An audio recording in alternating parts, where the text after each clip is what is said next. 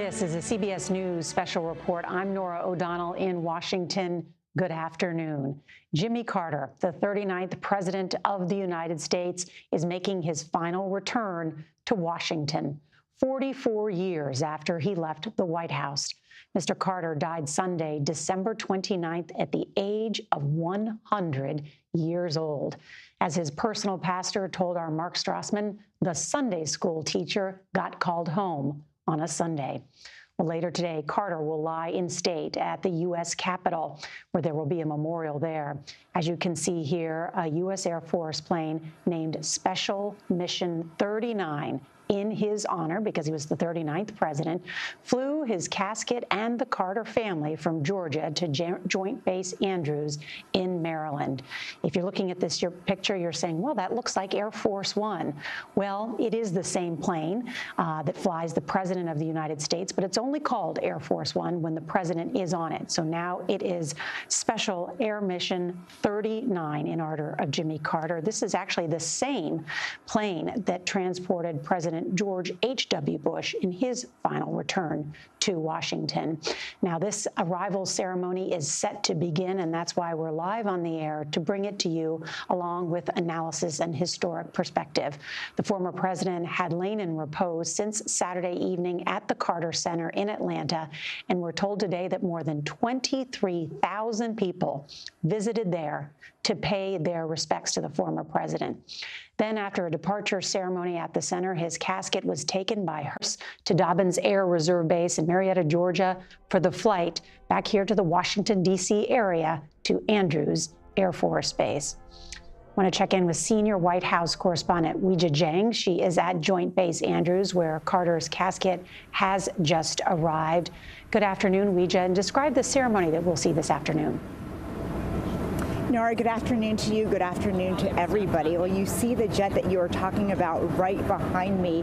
And as you mentioned, it is not Air Force One today. But when Carter, the former president, was president riding around on Air Force One, he was known to carry his own luggage on and off board. And I mentioned that, Nora, because I know today you'll be reflecting so much about that small detail and how it represents his giant legacy as a simple, everyday man who really rejected the pomp and circumstance that came along with the presidency. But there will be no shortage of that today during this arrival ceremony. We will soon see emerging from this plane 33 members of the immediate Carter family, including the former president's 3 sons, 1 daughter, 11 grandchildren, and 14 great-grandchildren. They are a very close-knit family that really have been planning this arrival ceremony, including every part of today's events for several months, we are told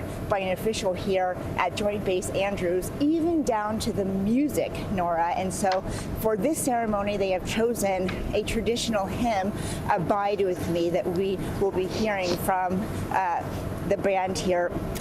And we will also be seeing a special honor guard today.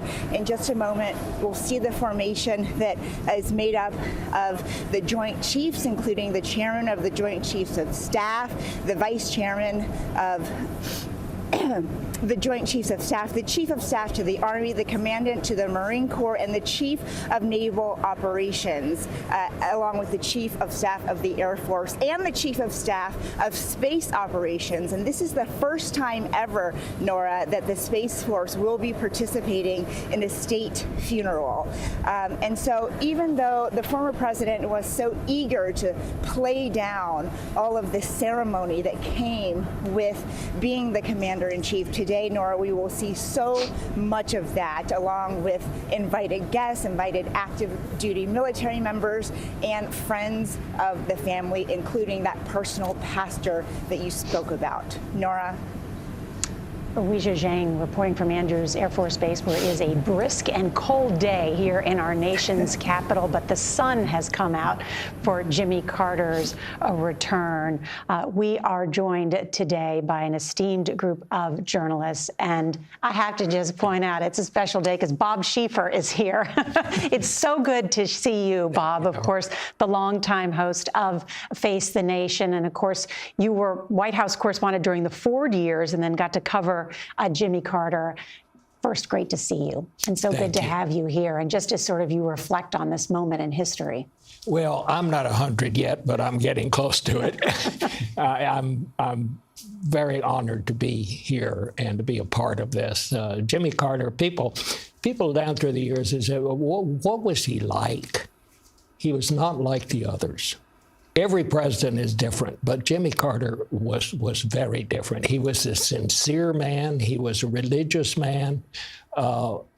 He came because he wanted to do good things for the American people. And sometimes people say, yeah, well, that's what all politicians say. I think in Jimmy Carter's case, he actually meant it.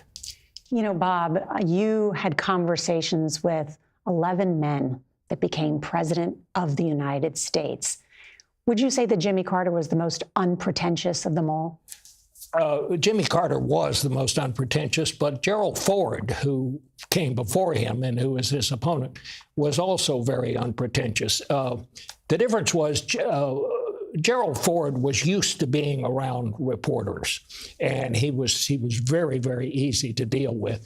Jimmy Carter had not had the kind of contact with reporters, even though he was a governor and a member of the state Senate. That's different than being the president. When you come to Washington and here's this total establishment, a lot of people couldn't figure out what he had done to get here and all of that.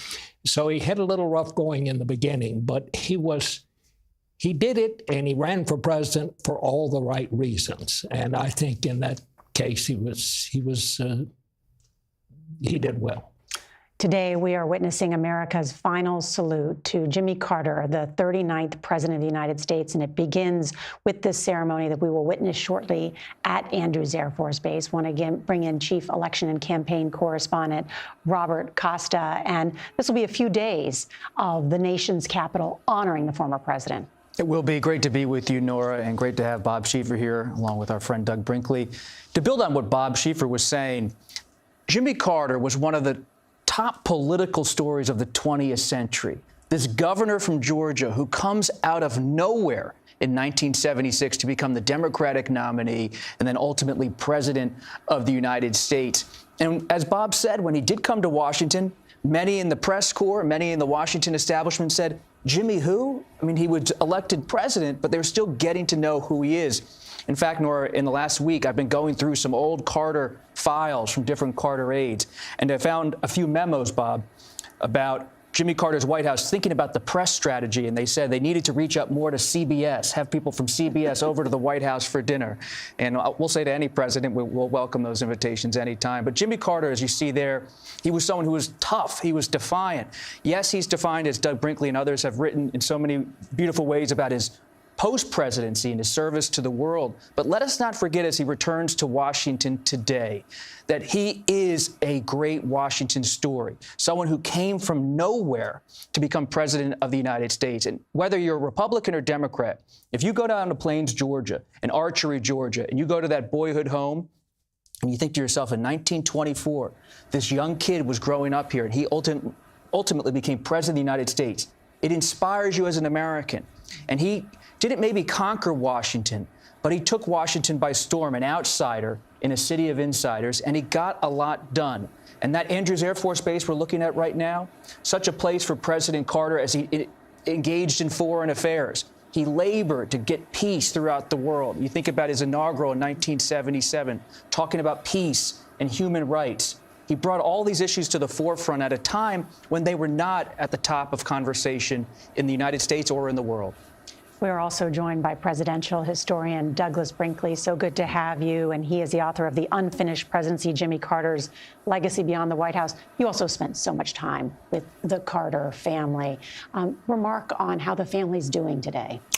Well, you know, Jason Carter, the grandson, has sort of taken over the reins of trying to kind of choreograph everything. He's done a great job these past years since President Carter went into hospice, kind of alerting the press, alerting well-wishers about the now deceased president, his grandfather's health. But all three of his boys, Chip Carter gave a very moving eulogy for his father. I thought he would kind of break down crying, and he almost did there at the end. So there, and then of course, you know, the Carter family is really Georgia. There are all sorts of cousins and grandkids, and so you know, here there are two Jimmy Carters in Georgia: the Atlanta Jimmy Carter and the Plains Carter. In fact, getting an interview used to be better at Plains because he'd be relaxed and in the living room, and he's in the hospitality. Or in Atlanta, at the Carter Center, you would get more of a you know, the proficient engineer kind of, don't waste my time. One thing I'd like to reflect on what Bob said, for all of Carter really didn't like to waste time.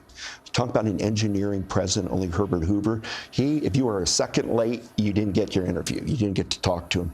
And yet, and we used to say in the book business, he lived off of 30-some books. He was the fastest autographer. He would turn nobody down line, but be like this. And at Maranatha Baptist Church, you're welcome. Visitors could come, and you go sit there and listen to the president, and afterward you do a quick selfie with them. But so he was resourceful in a kind of the gospel of efficiency he learned being on a nuclear submarine, where there's nothing to waste and every second matters. We're going to talk so much about his presidency and his incredible post-presidency as well throughout this afternoon as we witness this procession. I just want to point out what we are seeing right now. The family has disembarked from the aircraft. They have moved into position here to observe this arrival ceremony. This is the military body bearer team, and they will remove the casket from what is this aircraft loader here. And then we will see the ceremonial troops present arms and render honors. There will be 4 ruffles and flourishes, hail to the chief, and a 21-gun salute. In preparing today for the research, we're going to hear hail to the chief many times today, but apparently while President Jimmy Carter did not like to hear. He tried to stop it. Yeah. In fact, he thought it was too much, and he stopped it for a while. I think they later started doing it again, but that was one of the things. But to go back again, he was such an unpretentious man. I think the two most unpretentious men were Gerald Ford, who came before him, and President Carter. He just didn't like all the pomp and circumstance about it. It wasn't him, and he was kind of uncomfortable. But there was sometimes a cost to that lack of pretentiousness. He famously sold the Sequoia, the presidential yacht that Richard Nixon used to love, bringing people out to have a stake at the lawmakers from Congress would come on the presidential boat. President Carter gets rid of the Sequoia. Yeah. And a lot of the lawmakers on Capitol Hill said, hey, we like that boat. Yeah. It'd be nice to have the trappings of the presidency once in a while, but that wasn't Carter's style. Just real quickly, Doug Brinkley mentioned the signatures. After his presidency, Carter stopped signing his name Jimmy Carter and just signed it J. Carter. Quicker to sign the book. Jay Carter. Yeah. I wonder how much time that saved. We're joined by Jay Dickerson, otherwise known as John Dickerson as well, our senior political analyst who joins us from New York. And John, you have studied and written about so many presidents, including Jimmy Carter. Yeah, going back to that. Well, on the topic of speed and speed reading, Jimmy Carter actually held classes on speed reading in the cabinet room when he was president to not only increase his speed in reading, it was estimated that he read 300 to 400 pages of briefing. Of course, with every White House, they always up the number of pages that the president is reading, perhaps not with the incoming one, but that is a boasting point. But he took speed reading classes, and at one point, to get the vote of a California senator, he read the senator's book on semantics, which is a bit of a rarity for President Carter because he wasn't too much into the kind of stroking you have to do of Washington politicians, which has been mentioned, his outsider status and that disinterest in the trappings of the office of the presidency, which manifested itself in so many different ways. He got out of the motorcade and walked during his inauguration. He carried his own baggage. He wanted to be his own chief of staff. All of this was a reaction to the imperial presidency of Nixon and LBJ, the idea that he would be more approachable and more reasonable as a human in the office, not some imperious president. But in his personal behavior and his sense and confidence of himself, he was pretty imperious. He was pretty confident that he had the right way. So outwardly quite humble, lived a Christian life that is a model of humility, but very, very self-confident. And that's what clashed with those Washington politicians who thought, who's this new guy telling us what to do? And he thought they should be listening a little more closely to him because he'd done all that speed reading. John, just as you're speaking to, we're playing the old footage of Jimmy Carter as president carrying his own bags. Why did he do that, Douglas? Because of time and efficiency. Really? It's quicker. You don't have to wait at the luggage bin. And so he would grab it and move. But there's no waiting at a luggage bin when you're president of the United States. Well, he started it when he was campaigning. He had very little money, and he wanted to show donors in 1976 he's not wasting your money. He would sleep on people's cots in rooms. He didn't get them even the Days Inn motel room. Often he would look for the free lodging and just crash. His success as ex-president was because he was frugal with money. If you gave him a donation for guinea worm disease or river blindness for $2 million, he would not waste a nickel. He was a kind of an accounting person. His lawyer, Terry Adamson, could testify to that, to how just every nickel and dime mattered, to the point I went to the library in Americus once to look through local history files, and there I saw a letter from Jimmy Carter with the dime on it, and he had borrowed a dime to Xerox something and then wrote a letter to whoever gave him the dime at the library, because he was not going to take a dime from somebody. But with what we're looking at right now, remember, President Carter did greenlight what we're dealing with here with his memorial services, except he did not want any train, his casket on a train, because of the slowness of it, that the airplane would get his body back faster and more efficiently. And everything about Carter's about engineering and efficiency, and why we're looking anew at his interest in solar and ways to save energy. Remember, the thermostats reduced in the White House and elsewhere. And talk about humble. He's back in his plane, his home, his house in Plains, bought in 1961. He's lived there his whole life. Today, it's worth I saw $2,010 on Zillow. That he lived modestly. He had has a home up in the Georgia mountains to do fly fishing, which was a religion for Jimmy Carter. His love of fly fishing has probably been underplayed this past week.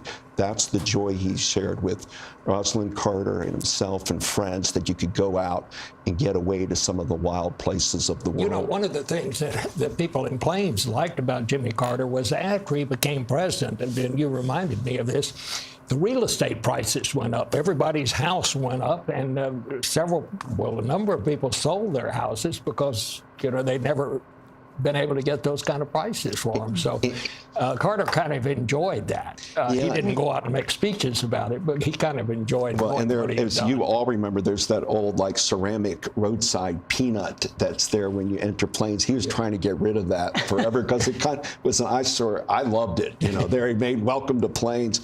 But then his gas station, where Billy Carter famously used to talk to the press and spin them and introduce reporters to Heineken and foreign beers sometimes.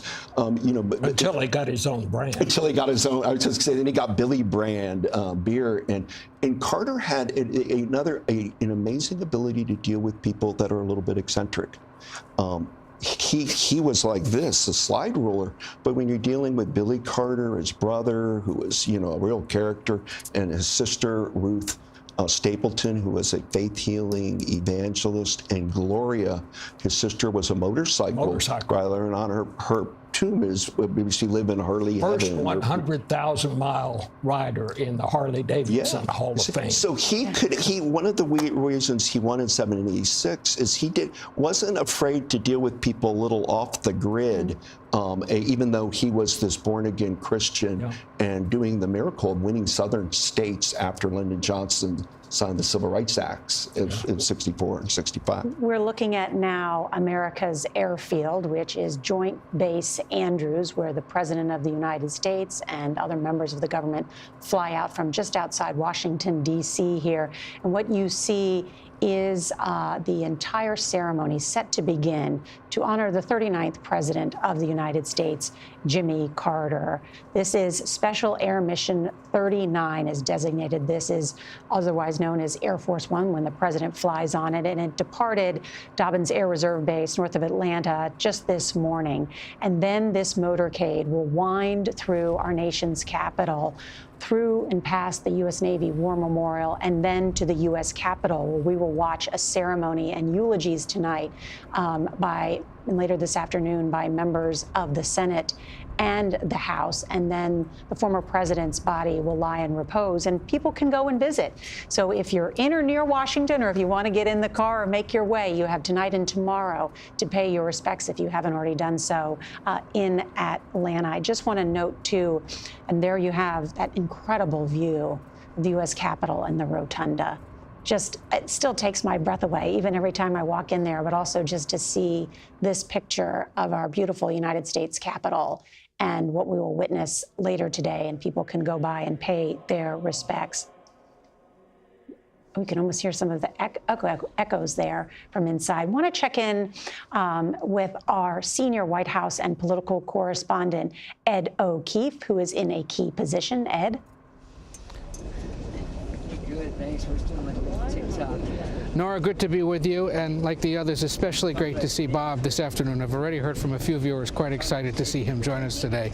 So wonderful to have him back. We are here at the Navy Memorial, as you mentioned, along Pennsylvania Avenue. This is a memorial to the Navy that was established and approved by then President Carter back in 1980, and pays tribute to all of those who have served or will serve the nation on the high seas and in the skies. The procession, as it makes its way through Washington, will stop here. This is a special Carter-only tribute to him that was added at his request and his family's request to mark the fact that he is a Navy veteran. He served from 1946 to 1953, and he's only one of 3 U.S. presidents to ever graduated from a military academy, the only one from the Naval Academy. The other 2, of course, Ulysses Grant and Dwight Eisenhower up at West Point. The funeral procession will come here to the Navy Memorial, and there will be a ceremony led by senior members of the military, and then his casket will be transferred from a hearse into the horse-drawn military carriage, or a caisson, that will then take him up to the U.S. Capitol. He will be followed by the riderless horse with the boots in reverse, the kind of tribute the military gives to commanders-in-chief and other senior military officers. This is another point that television viewers especially might recognize or might remember, because it's at this spot normally, or around here, that a president gets out of the limousine and walks for a few blocks to wave to the crowds on his inauguration day. Well, the first president to do that was Jimmy Carter back in 1977, stunning the crowd for walking from this point all the way up to the White House, again, trying to eschew the trappings of the presidency and humanize it more. He decided to walk the rest of the route. So we will wait to see this in a few minutes. Now back to Joint Base Andrews. Thank you, Ed.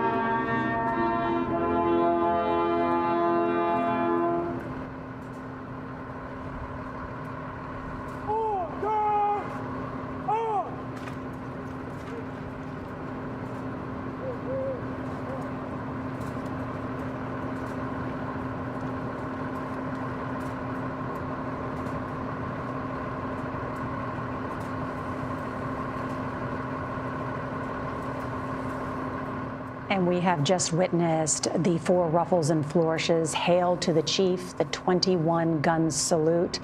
And following these honors, you can see, we just heard the U.S. Air Force Band playing Abide With Me.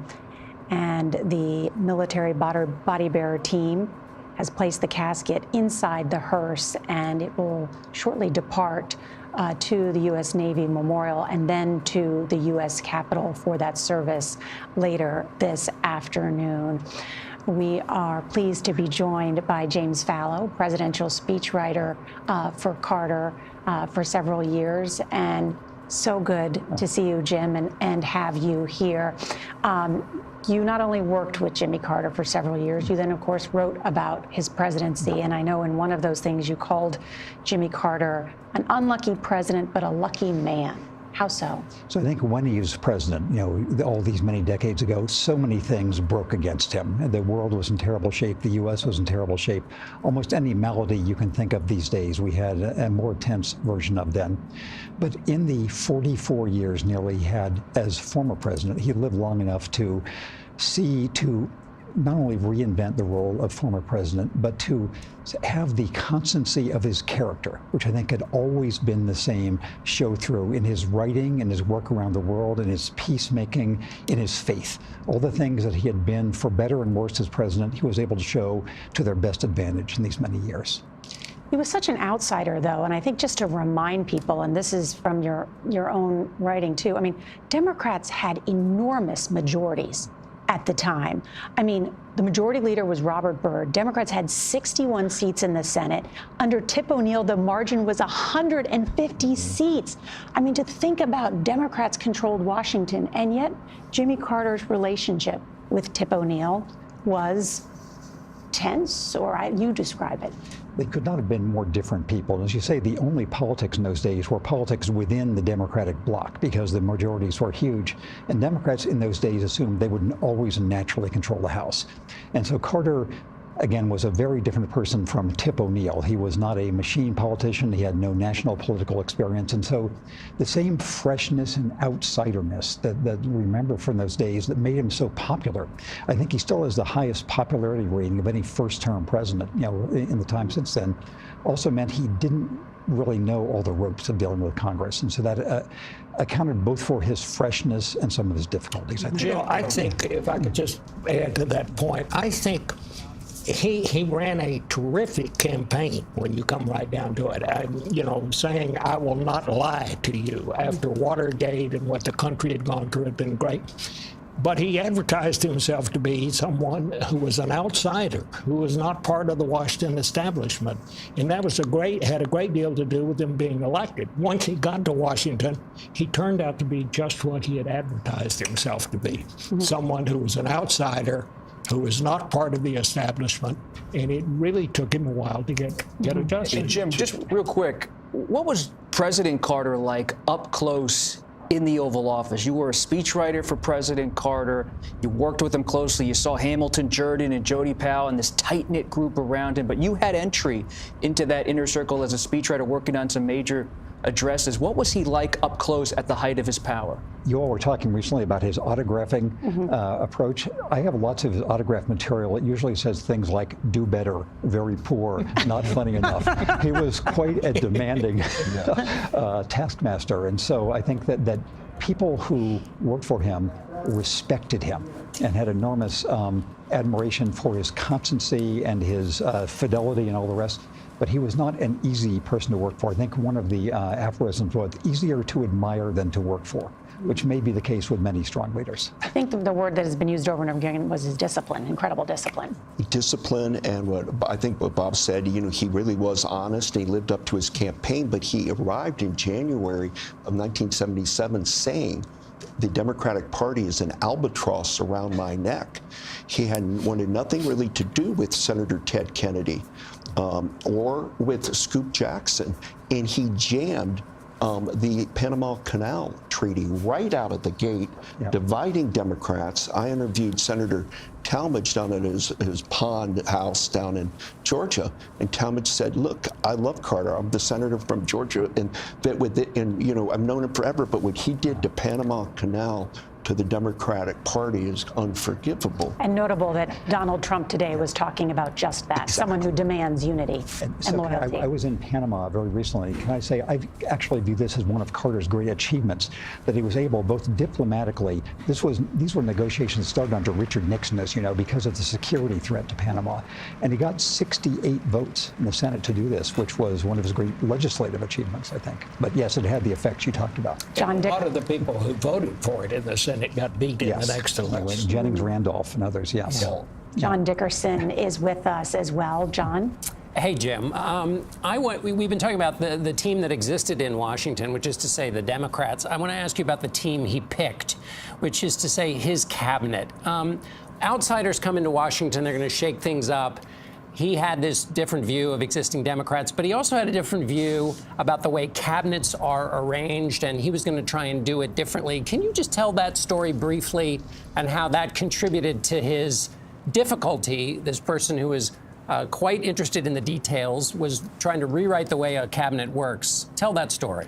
So John, you have told this story, and I will let you give the full version. But what struck me is two things about the cabinet. One is these were eminent people. You know, Cyrus Vance, who he chose over George Bull as Secretary of State, and he had the first Energy Secretary James Schlesinger and Ray Marshall as Labor Secretary, and a number of other eminent people. But Carter felt as if they should be, he should not be really taking counsel from them. The other, of course, as you know, John, really significant cabinet story was after Carter gave his famed 1979 crisis of confidence speech, it was wildly popular for about a week until he asked the entire cabinet for its resignation, and that was when sort of the long slide accelerated.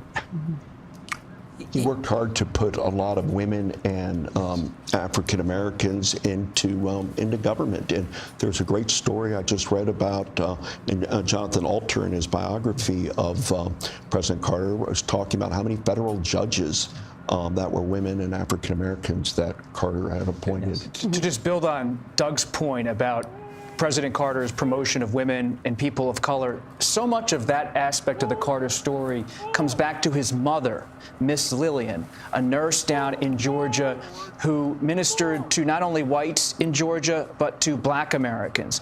And that example influenced Carter from an early age, and it influenced how he thought about race. So when you think about Carter in January 1971, telling Georgians the time for racial discrimination is over, stunning Georgia, but it didn't stun people who really knew Jimmy Carter, because his mother, along with his wife Rosalind, there was a side of compassion there on race for those who were struggling.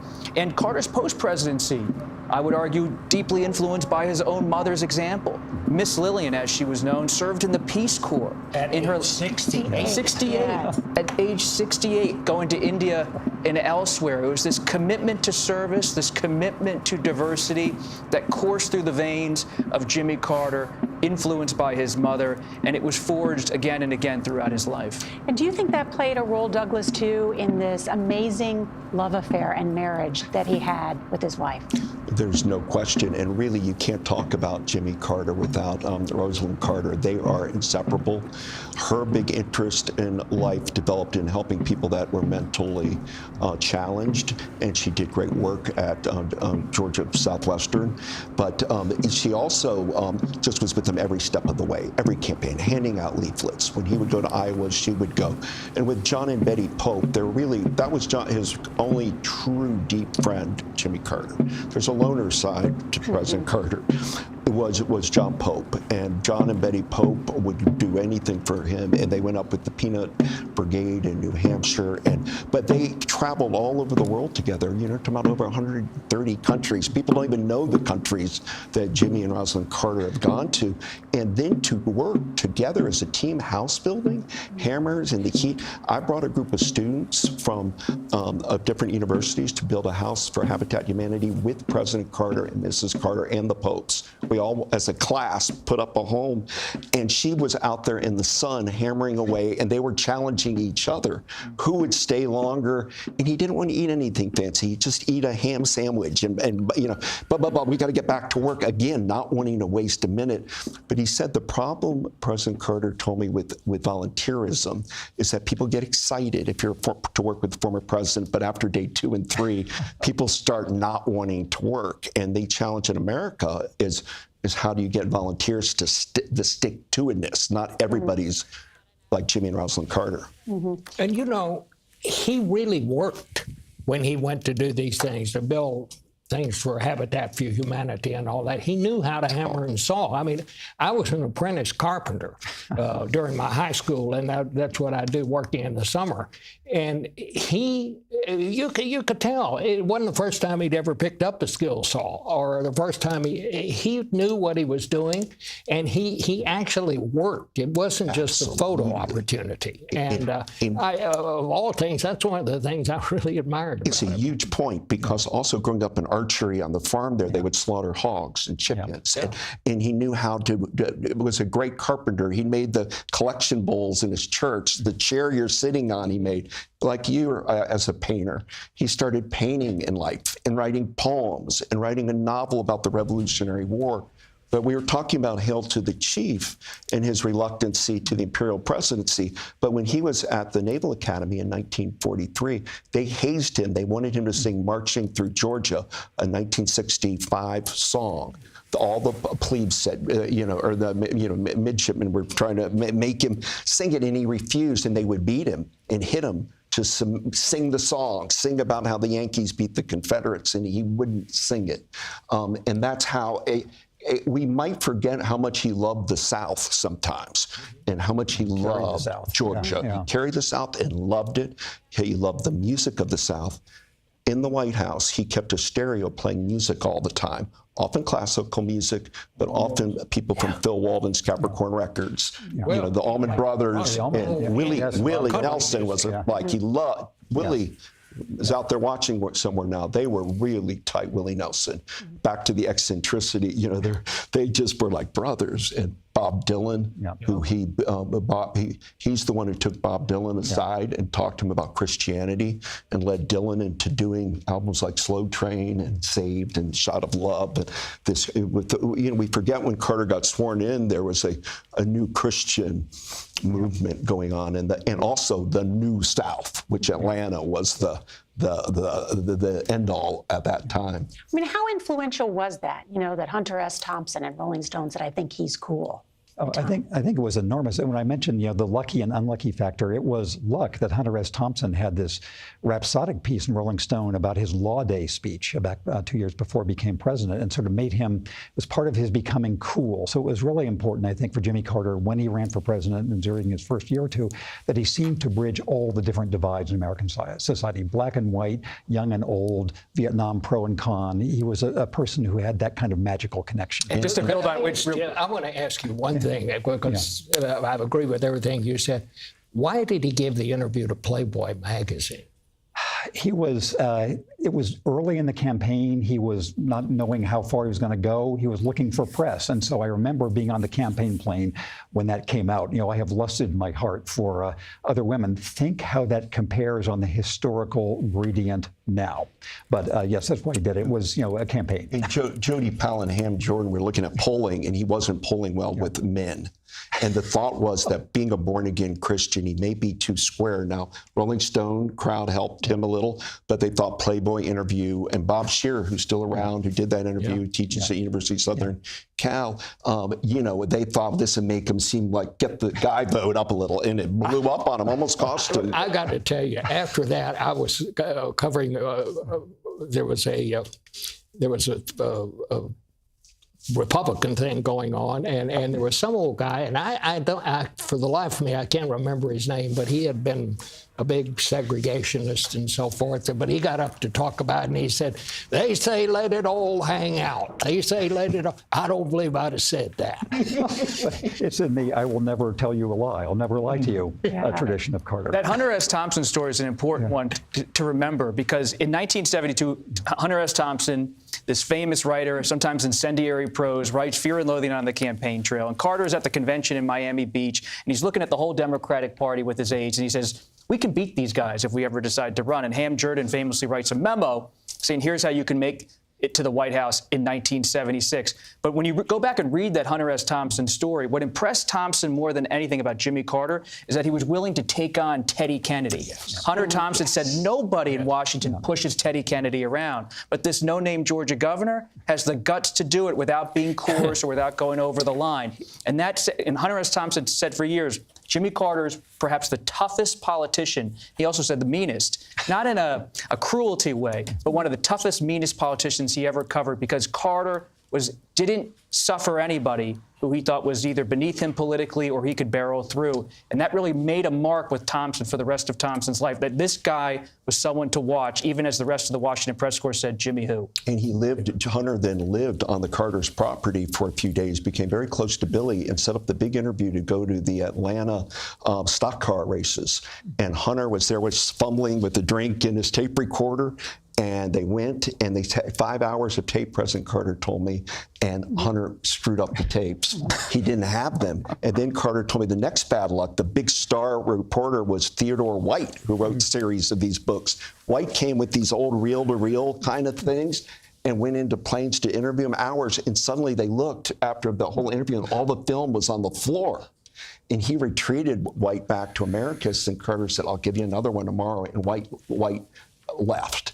But after Carter left the presidency, he was trying to think about his post-presidency, Theodore White told him, write your memoir like you did Why Not the Best, the campaign book that Broadman Press published, and Carter used as a handout to get people to know who he was. And it was actually good. It was good, the early part, really. Just to update everyone on what we are seeing, we are watching the motorcade with the former president as they make their way to the U.S. Capitol. They will do a quick stop, too, at the U.S. Navy Memorial, and we will cover that because that will be a ceremony, as Jimmy Carter is the only graduate of the Naval Academy to then make it to the presidency. So it's going to be quite a ceremony there with some midshipmen from the U.S. Naval Academy there to honor the former president as well before the ceremony up at the U.S. Capitol.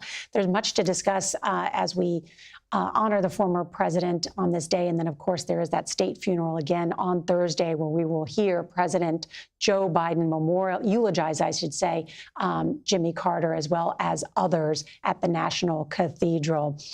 I got the opportunity to interview President Carter in 2018. And one of the things I did want to ask him about at the time was what he wanted his legacy to be. How do you want to be remembered? Well, but my family, I hope I could be remembered as a good great-grandfather and a good grandfather and a good father. By my wife, I hope I could be remembered as a good husband. But in politics, as a champion of peace and human rights, I was lucky enough to keep our country at peace for the 4 years that I served. And we were, I think, looked upon as a champion of human rights then. So that's the two things I guess politically speaking of it, I'm proud of. John Dickerson, and notable to hear him mention things that did not necessarily include his time as president. That's right. I mean, he saw his life in this sort of much larger terms and keeping faith with his faith. And so, he had this larger view. I was thinking, as you all were talking about Habitat for Humanity, where Jimmy Carter spent so many years physically there, hammering nails and cutting. In an interview, he talked about that experience and why he did it. And he said one of the reasons was it's very difficult for somebody who's well off to cross a barrier and get in touch with a very poor family who's in need and never had and never has had a decent home, but Habitat provides that avenue very automatically. He was explaining how this experience was giving something to him by keeping him in touch with people who didn't have all of the advantages that he did. This is a former president.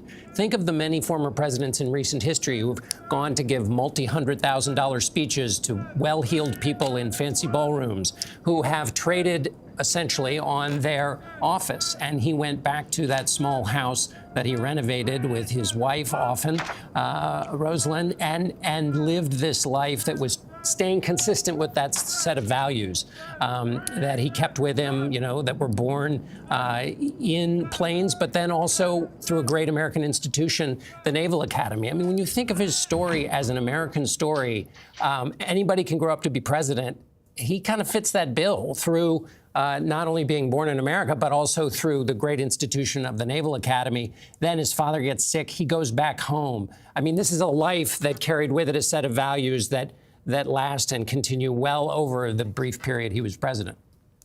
It's an excellent point, John Dickerson. And Bob, didn't you have a conversation with Jimmy Carter where you asked him about, in fact, being remembered for much more than what he did during his presidency? I did. I told him at one point, I said, you may be the only president, the only person who's been president that I know who didn't think the presidency was the high point of your life. Yeah. And he laughed. He got a big kick out of it, but he didn't rebut that. Mm-hmm. He said, but what he did tell me, and what made that conversation so memorable to me, he said, but I'll tell you this, he said, do you know, I saw my favorite cartoon the other day in the New Yorker. He said it was a little boy talking to his father, and he said, when I grow up, I want to be a former president. And I said, I think you liked that one. He said, I did. Yeah. It's interesting, though, when Carter gave interviews over the years where he appreciated the recognition for his post-presidency, but there was a part of him that didn't love it in its entirety because he wanted his presidency to be appreciated. And there was this piston inside of President Carter that his presidency was misunderstood, that he could have attacked Iran. He's told confidants over the years, I could have destroyed Iran after they took our hostages, but I kept the peace. And if that rescue mission had been successful with the hostages, he always thought just if they had sent a few more helicopters, that maybe it would have succeeded and he would have won re-election in 1980. And so he appreciated the accolades. He liked that New Yorker cartoon. But at the same time, this is someone who was proud of his presidency and felt he was dealing with the invasion of Afghanistan by the Soviets in 1979, the Iranian hostage crisis, inflation at home, and he was trying his best to manage it all. And he wasn't just someone who was a Southerner outsider fumbling with the job. And the Camp David Accords, we should talk about his accomplishments as president and whether they have been underestimated. But I do want to point out you are looking at pictures of the U.S. Navy Memorial and a number of people lining the cold streets of Pennsylvania Avenue to get a glimpse of this motorcade. We're already a formation of midshipmen from the U.S. Naval Academy are there. The U.S. Navy Band, the Secretary of the Navy is there, the Superintendent of the Naval Academy, Vice Admiral Yvette M. Davids, the first female head of the U.S. Naval Academy, is there as well. So we'll go there shortly. And then after the Naval Academy, former president and the motorcade head to the U.S. Capitol for a ceremony there. And I want to bring in congressional correspondent Nicole Killian. She is on Capitol Hill. And Nicole, thank you for braving the cold today. And tell us what we will see at the Capitol later. Yeah, well, it's a lot colder here than it is in Plains, Georgia right now, Nora, but I'm sure President Carter wouldn't mind, of course, this tribute that will be paid in his honor here at the U.S. Capitol later this afternoon. You know, here on Capitol Hill, so often we lament the gridlock and the lack of bipartisanship at times, but on this day, Republicans and Democrats are united in their respect of the 39th president, and that will be on display when his remains remains are brought here to the east front of the Capitol on a horse-drawn carriage. His casket will be carried right up these main steps directly into the Capitol Rotunda, where a ceremony will be held in his honor. That will be led by the new Senate Majority Leader John Thune, as well as House Speaker Mike Johnson and Vice President Kamala Harris, all of whom will deliver eulogies and lay wreaths in his memory. Of course, Carter's family will be here in attendance, along with members of Congress and other dignitaries and members of the Supreme Court, the mayor of Washington, D.C., members of the cabinet and diplomatic corps. And after this ceremony concludes, of course, the president will lie in state here at the U.S. Capitol for the next 2 days, where members of the public can also pay their respects as well. Nicole Killian, thank you for that update of what we will see shortly. Let's go back to senior White House and political correspondent Ed O'Keefe at the Navy Memorial, where Carter's casket will arrive in just moments. Ed, what are you seeing there? Reagan chose it. George H.W. Bush did not. Nora, they're less than a mile from this spot, and this spot along the route is mostly meant to symbolize the fact that the 39th president was, for a time, a Navy submariner. As we said earlier, he served from 1946 to 1953, one of 3 presidents to graduate from a military academy, in this case, of course, the Navy Academy. His remains will stop here at the Navy Memorial, and an event that will unfold here in front of what's called the Lone Sailor statue, which represents all who have or will one day serve the Navy. It contains artifacts from 8 Navy ships, including the USS Seawolf, which was the submarine that Lieutenant Carter was training on to serve before he left the service to return and run the family peanut farm in Plains, Georgia. And it's at this spot, as we said earlier, in 1977, where he got out of his limousine and made the walk to the White House for his inauguration. They have asked us to be silent once this ceremony begins here. We'll point out that the other element of this you'll see is that his casket will be placed on a horse-drawn military caisson and be followed by a riderless horse. We've seen this image so many times before at state funerals for presidents and for other senior military leaders. We've been told by our friends in the military that the horse that will serve is named Remington, and he is the fastest and best behaved horse in the collection that performs these ceremonies, so they picked the best one for today. We should also note, Nora, that the streets of right here along Pennsylvania Avenue, arguably the best paved location in Washington today with all the snow on the ground. They did several runs here to make sure that everything was safe and clean for the Carter family, which will follow the casket up to the Capitol for the beginnings of those ceremonies Nicole was laying out moments ago.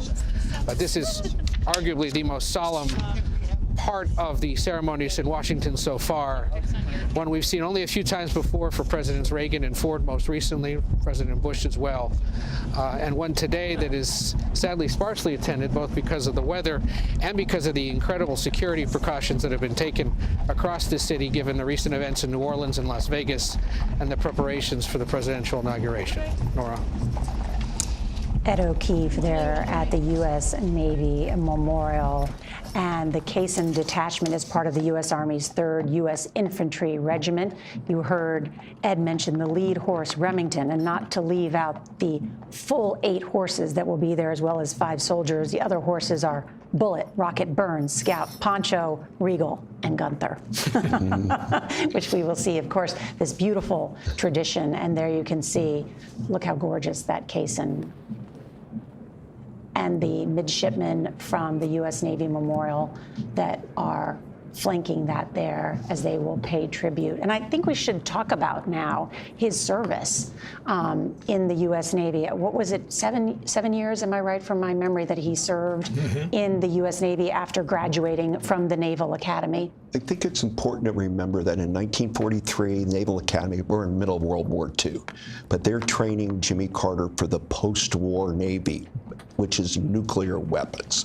The Manhattan Project wasn't known about. There was no Hiroshima and Nagasaki, but over a period of time, he became part of the Admiral Rickover class. And they were ostracized by a lot of people at the Naval Academy and in the big Navy because it was a small SWAT group that was going to go on submarines, potentially with nuclear weapons. And Carter got into that program. And it takes a special kind of person to go from A to B with no radar detection, going low on the ocean floors, going all over along the shores of China and Asia. And he was both in the Atlantic Fleet and the Pacific Fleet, but he got out of he had one ambition in life, to be chief of naval operations. And that left him when his father died, because he went back in 1953 and took over the family business, and also saw how many people his father helped by giving loans and things during the Great Depression and the like.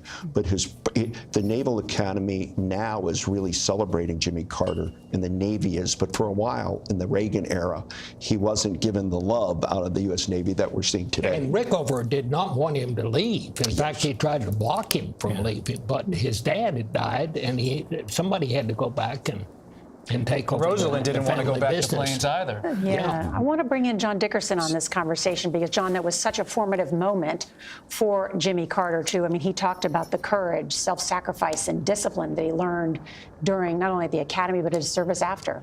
Exactly. Well, and think about going into a nuclear submarine. You know, it takes personal courage to go seal yourself up in a submarine and go deep under the water in something that is, as was mentioned, this is at the beginning of the nuclear fleet. And in 1953, Carter is a part of a team. There's a reactor malfunction on the Seawolf, I believe it is, and Carter is a part of the team that rushes in, exposes himself to radioactivity, which I think he was, at least at some level, mildly poisoned by, to solve the problem and save the submarine. So that was a moment not only of discipline and all that is a part of service, but also of personal courage. And Admiral Rickover, the father of the nuclear navy, for whom Carter worked, the important role he also played is, Doug mentioned earlier, that campaign book that Carter passed out in 1976, Why Not the Best? That's a quote from Rickover, who chided Carter once when asking Carter how he'd done on something, and Carter said, you know, I think something along the lines of, I did pretty well, and Rickover said, why not the best, which Carter then took on as his mantra and offered as his campaign, which was a call not only to himself, but also to the country to strive, why not be the best? And to me, that's interesting, because his sense of duty and his sense of the country's duty to itself almost connects later to that crisis of confidence speech he gives when he's in the White House, when he's trying to rally the nation, using those same kinds of arguments about why not all of us gather together and be the best in the face of this challenge, which at that time was the OPEC oil embargo and the energy crisis. And so Rickover has this through line in his life, in both his personal behavior, but also in the way he sort of conceived of America and its sense of itself. We are looking at now the U.S. Navy War Memorial, and you can see the case in there, which the casket will be placed on for that final trip up Pennsylvania Avenue to the U.S. Capitol, and has been described, of course, this bookend of the former president's career. And we are told that some members of the family may join him for this one last walk along Pennsylvania Avenue as they head from the Navy Memorial to the Visitor Center at the United States Capitol. As we watch this scene unfold on Pennsylvania Avenue, you can't help but think back to Pennsylvania Avenue on Inauguration Day, 1977, when he famously walked down Pennsylvania Avenue with the spirit of an everyman, of an American who didn't need the motorcade to get to and from where he was going. And it's just a powerful picture, hand in hand with Rosalind and his daughter, Amy Carter, waving to the thousands of people gathered around Pennsylvania Avenue. As one of his former advisors, the late Pat Caddell, once told me, never forget, Jimmy Carter was a naval officer, and he took pride in the country and the military, even though he strove for peace throughout his life, including during his presidency. And they always thought back to this spirit of 77 that walked down Pennsylvania Avenue. In fact, Jerry Rafshoon, who's still with us, 90 years old, still going strong, he told me the other day that in 1978, he wrote a memo to Carter saying that spirit of that walk down Pennsylvania Avenue, where Carter was, his smile, that famous grin was just so wide, the promise of the presidency laid before him. They tried to get back to that in 1978, 1979, 1980. It wasn't always easy, but you see there in Jimmy Carter, this outsider who's happy to be there, someone from a different part of the country, not part of the establishment, even though he went to Annapolis. And there he is, the President of the United States, on his first day, 1977.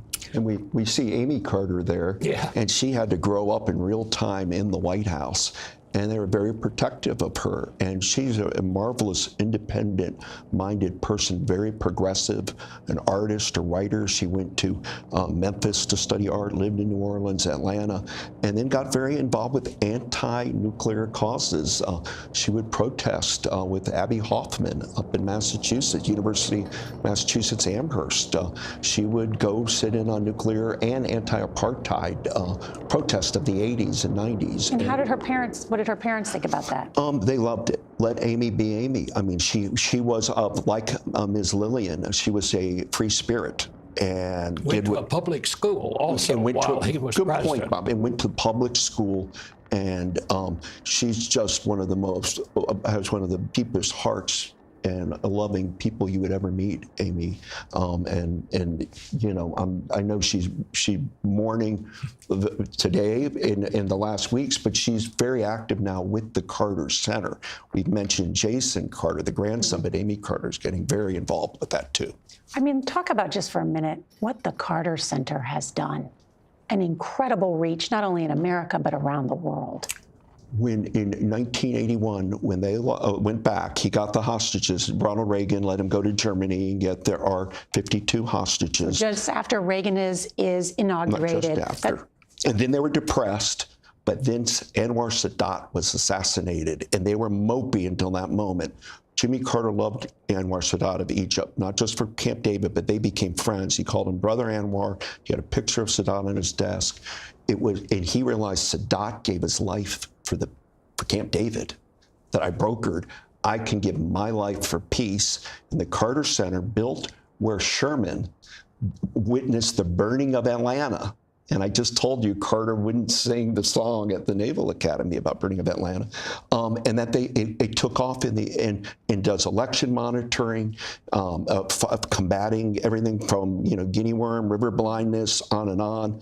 But he then they called it parachuting for peace. Carter would go in and visit people around the world, unsavory leaders. I went with President Carter to Haiti once and watched him how he interacted with how Haiti can build a government. And I went with him to see Yasser Arafat in Gaza City at one point. And I think later today we might hear from Terry Adamson, who knows all of this period, because he was the lawyer for President Carter dealing with these Carter years.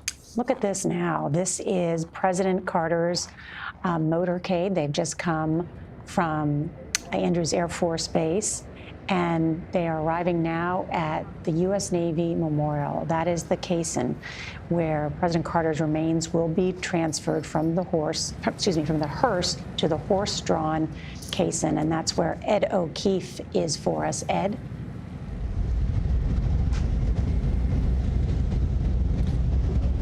Nora, this scene, again, reserved for just our commanders-in-chief, and the kind of ceremony that we rarely see in this city, let alone in this country. The Carter family has been deeply involved in the planning for all of this, and there are elements that were presented to the late president that he didn't like. The idea, for example, of having his remains carried by train back to planes. This was one element that he was in favor of and that they asked to be added. And you mentioned the expectation that much of the Carter family will walk behind him. That's what we've been told, is that they will follow the casket on the streets up to the Capitol and in essence do this march in reverse. That famous walk to the White House on foot. This time they'll walk him up the hill to the Capitol, where he will lie in state tonight and into tomorrow. For public viewing, it was 23,000 or so who saw him at the Carter Center in Atlanta. They're hoping for equally large crowds here in Washington in the coming days. But what we'll see unfold here is led primarily by the U.S. Navy and the Army. The various, there's midshipmen here waiting for him, and various Navy and Army bands, and then he'll be brought along Pennsylvania Avenue up to the Capitol. Nora? Ed O'Keefe, thank you. I do want to talk more about his naval career. How much time was he deployed? Was he away from home? Was he away from Roseland? Well, when he was on the submarine, they were obviously not with each other. But if you look at where their children are born, you know, the three boys, they're all born at different bases, different places, one even in Hawaii. They were a typical couple living in a Navy life until that 1953 moment happened. So she had to be kind of dutiful in her own regard, as that generation of women were if their husband was in the military. We forget easily, guys, right? I mean, that people were still joining the military regularly. You know, we were part of the Cold War effort. And this was not a light moment what Jimmy Carter's dealing with. I mean, the Soviet-China revolution occurred in 1949, and now China's communistic. And then you have the issue of the Soviet Union's getting atomic weapons, and the Cold War's on full throttle. And he's in Truman and early Eisenhower Navy. And there was a fear of a potential World War III, and a nuclear race was going on. And here's Jimmy Carter trailing along South China and Asia in submarines in that area. What could be more risky? But you had to be quiet, no shoes on, and when you're in a submarine, and you have to compartment yourself, not just the team, but he had to be, you know, of one. And when people say that behavior in the White House occurred, that's where that comes from the military. I know he went back home because of his father's death and to run the farm, but was there any indication early on that he was interested in politics? His father was in politics. His father served in Atlanta as a representative. People underestimate that, and they also make it seem like he's just a peanut farmer. They were the biggest business going in Sumter County, Georgia. The peanut business was robust, but it was in decline. And he then joined, first political engagement was with the school board at the time of the 1954 Brown versus Topeka decision. And then when he runs in 1962, which he writes about in Turning Point, his memoir, they said he lost, and he said, no, I didn't lose. And they did the recount and he was right. They said he lost, and then they reinstated him because he challenged the so-called cemetery vote. It shows the hubris of Carter. Most people say you lose, and I thought about that with President Trump, with the thing. Carter actually went through the legal process and found that he was right, that he had been cheated of his first serious political job. Nora, it does bring up one of those what-ifs in history. Yeah. Here he was going along a very successful career in the Navy. And I'm sure at that point he decided he wanted to be the chief of naval operations because he always wanted the top job. What if his father had not died and he had not been forced to resign his commission and go back to run the family business? Right. It's just interesting to contemplate. I agree. I was thinking the exact same thing. This is a good moment to bring in Terry Adamson, longtime friend of Jimmy and Rosalind Carter, and served as their personal attorney for many years following their time in the White House. Mr. Adamson is also an inaugural trustee of the Carter Center. Terry, so good to see you. Thank you so much for being with us. I've been enjoying this discussion. Thank you. Have you been listen to it? Yeah, some wise people there. Any corrections you want to make or additions to our conversation, we welcome them, sir. No commentary, Dave. I would have made one other point that Doug almost made, but didn't quite. In the film of the original walk down Pennsylvania Avenue, one of the people in that picture is Jason Carter. He's on his dad's shoulders or in his arms in the pictures you showed, and I do expect that he will be with the family that makes the next trip. So this is his second trip down Pennsylvania Avenue with his grandfather. It's a wonderful point. And Terry, as you look at the former president's return here to Washington, what was his relationship while he was here in the nation's capital with many of the people here and lawmakers? Well, Doug is a better commenter on that than I am. We've been getting a lot of stories today about he was a difficult relationship politically in Washington, and didn't go to Katharine Graham's house for invited dinners and cocktail parties in Georgetown. I think that's a little overstated. I'm not too impressed with that. But Terry, it's Doug here. But if you could, that story with the ear. Theory of why was it different? You ended up, President Carter. I was going to get there. Well, that was when I first became his lawyer. We've known each other for 62 years, but it was really the last 43 that I would get to say that I became a really close friend. And it started when he hired me as an attorney for a particular matter, which involved a gossip columnist, Diana McClellan, who had moved from the Washington Star to the Washington Post. And our first column for the Washington Post reported a rumor that the Carters had bugged Blair House while Ronald Reagan was there to prepare for his transition to president, and overheard conversations between Nancy Reagan and Ted Graebner, I believe his name was, a decorator. And Carter was when he heard this. It was It was published October the 5th, 1981, which is significant because that was the day Sadat was killed. And I actually was on the telephone with President Carter being hired as a lawyer when he got the message that Sadat was shot, and he didn't know that he was dead yet. And he interrupted my call, obviously, to go tend to that, and then called me back later. But he wanted me to bring a libel suit against the Washington Post, and he demanded a retraction and an apology for this insult to him, that he had done something so egregious against personal privacy as wiretap Blair House. And he was mainly concerned because he had returned to Georgia, he was broke, and the only thing he had was his reputation and his friends that he had made as president around the world. And he did not want people who were leaders of other countries to think that he had wiretapped them while they were his guests at Blair House. And so a big legal brouhaha ensued. I won't tell the whole story, Doug. If you feel like it, go ahead. But it ended up with 3 weeks later, after a lot of press and media about the Post, and Ben Bradley saying to Phil Gailey at the New York Times, which was published, that I will run naked down Pennsylvania Avenue before I apologize to President Carter. Wow. A few weeks later, Edward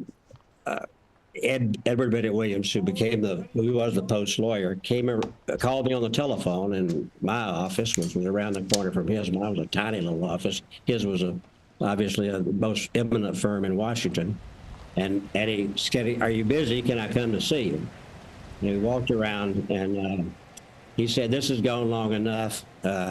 What do we need to do to end it?" And I said the same thing President Carter said at the very beginning. But now you need to retract, you need to apologize, and you need to repudiate a policy which the Post has stated editorially, and that it defended the right to publish rumors about public figures that they knew to be false.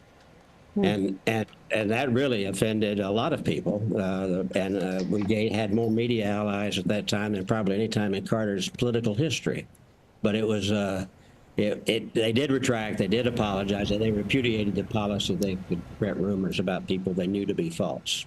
So Carter got revenge on the Washington Post in the end, which he thought for a while was held captive by Ben Bradley and the Kennedy wing of the Democratic Party. And I don't know if you can see, Terry, but we're now watching the beginning of this ceremony at the U.S. Navy Memorial. So let's just pause and listen for a moment as we honor the 39th President of the United States.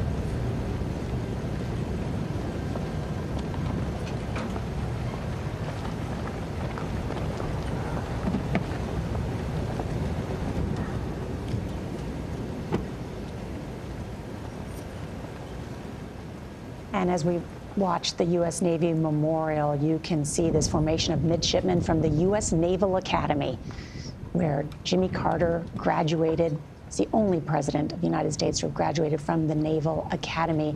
You're looking at there, that is the Secretary of the Navy, along with the head of the U.S. Naval Academy. And so they are turning out their very best, the Navy is, to honor this submariner and and former President of the United States, Jimmy Carter.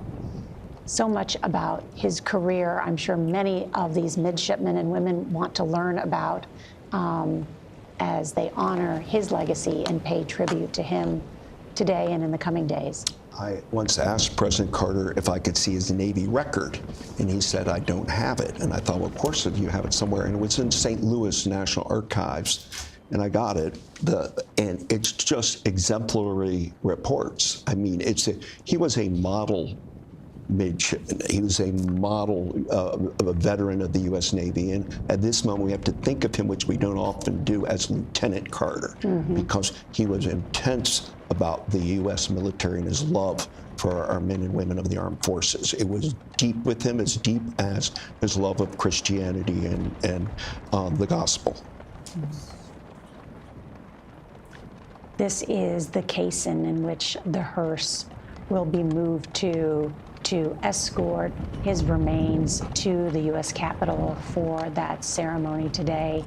These ceremonial troops will present arms and render honors, the four ruffles and flourishes, and we will hear "Hail to the Chief" again.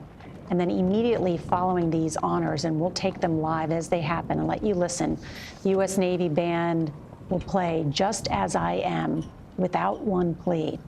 And then it's then on the first note of the hymn that the body bearer team moves the caisson and places the casket on the caisson. And then family members will walk the procession route and move in position to go up Pennsylvania Avenue. There he is being escorted by this special honor guard.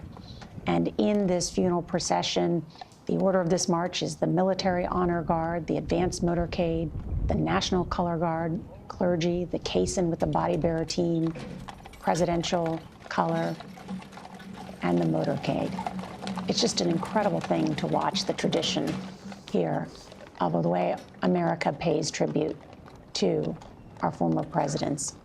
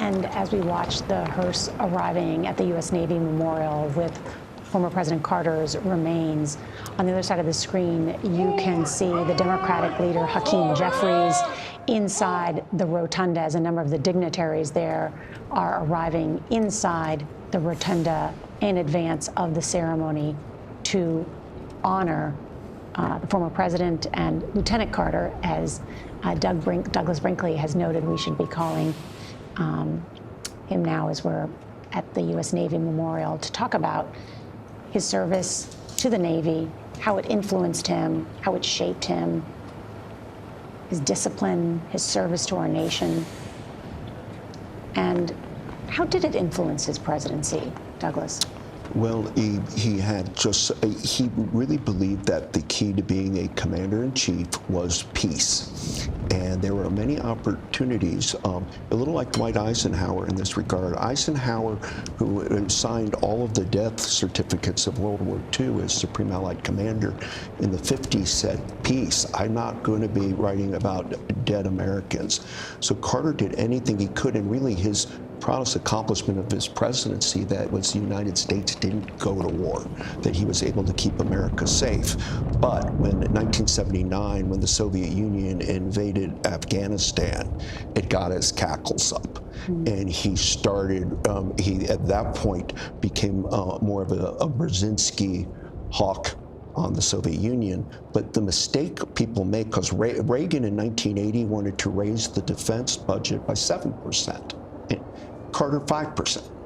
So he was a person who loved America's military establishment. And here are some of the family members, Douglas, that have joined the procession there to walk alongside. And, you know, he was an incredible father and kept them together as a unit. Every year, they would go on vacations to whether it's Disney World or Europe or Brazil or Alaska, and they're tight. They are Georgia people at heart. But we were talking about Jason as the spokesman, but his father, Jack, served in the military, the Navy, and Jack was a Vietnam veteran. And so there's that connection into the family also. But only, you know, and one of his sons ran recently in Nevada for public office, didn't win. Jason Carter ran and didn't win. But the story, there's nothing to understand about Jimmy Carter about the love of life and family. They are a tight unit. Carter is survived by 4 children, 11 grandchildren, and 14 great-grandchildren, many of them there today to join their loved one, some of them their grandpa.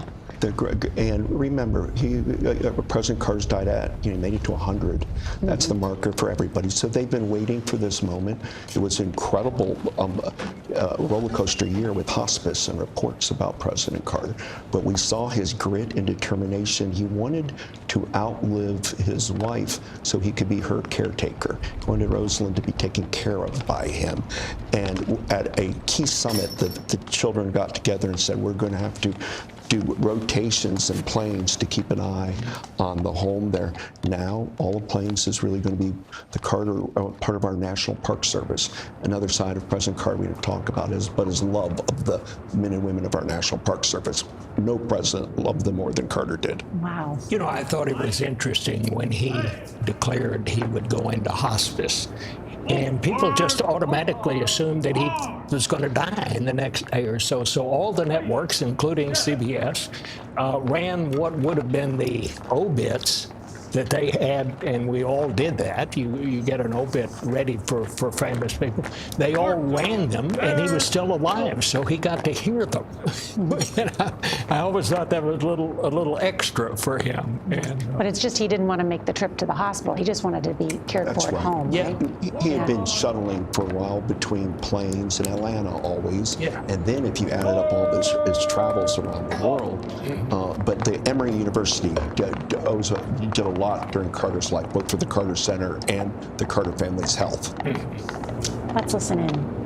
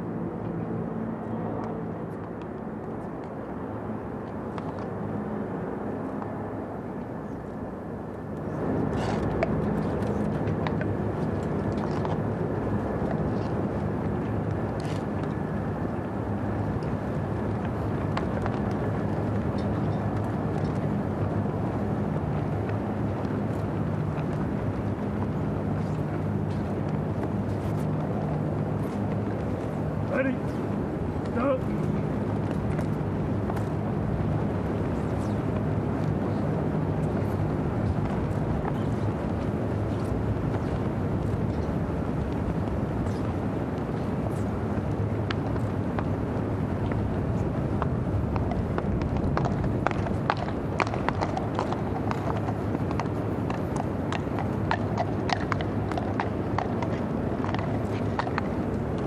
Right side. March.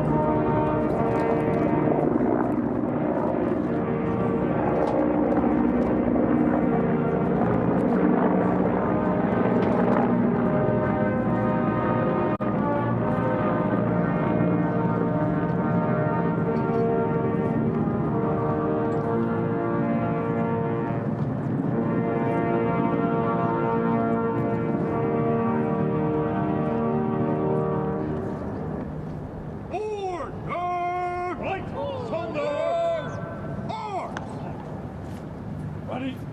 Down.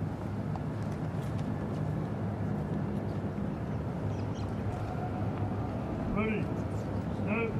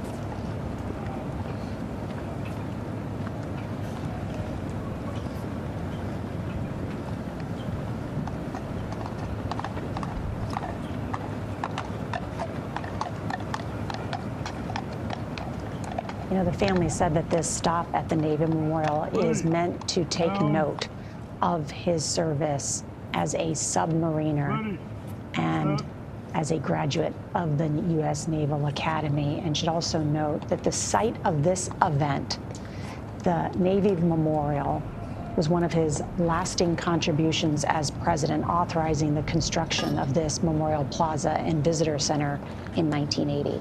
And another memorial of sorts to President Carter and his service in the United States Navy is the USS Jimmy Carter, a nuclear submarine that I believe was commissioned back about 20 years ago. And it's a testament to Carter's service as an officer on a submarine, serving, as Douglas Brinkley noted, throughout the world. And as much as Pennsylvania Avenue is associated with his presidency, to start here this walk up to the Capitol, this final march of the family, it's a salute to service, and in particular military service, which is so often tied in American history to the presidency. Not so much in the last 50 or 60 years, but Carter is part of an older school of presidents who saw that service in the U.S. military as a foundation for what would become political service later in life.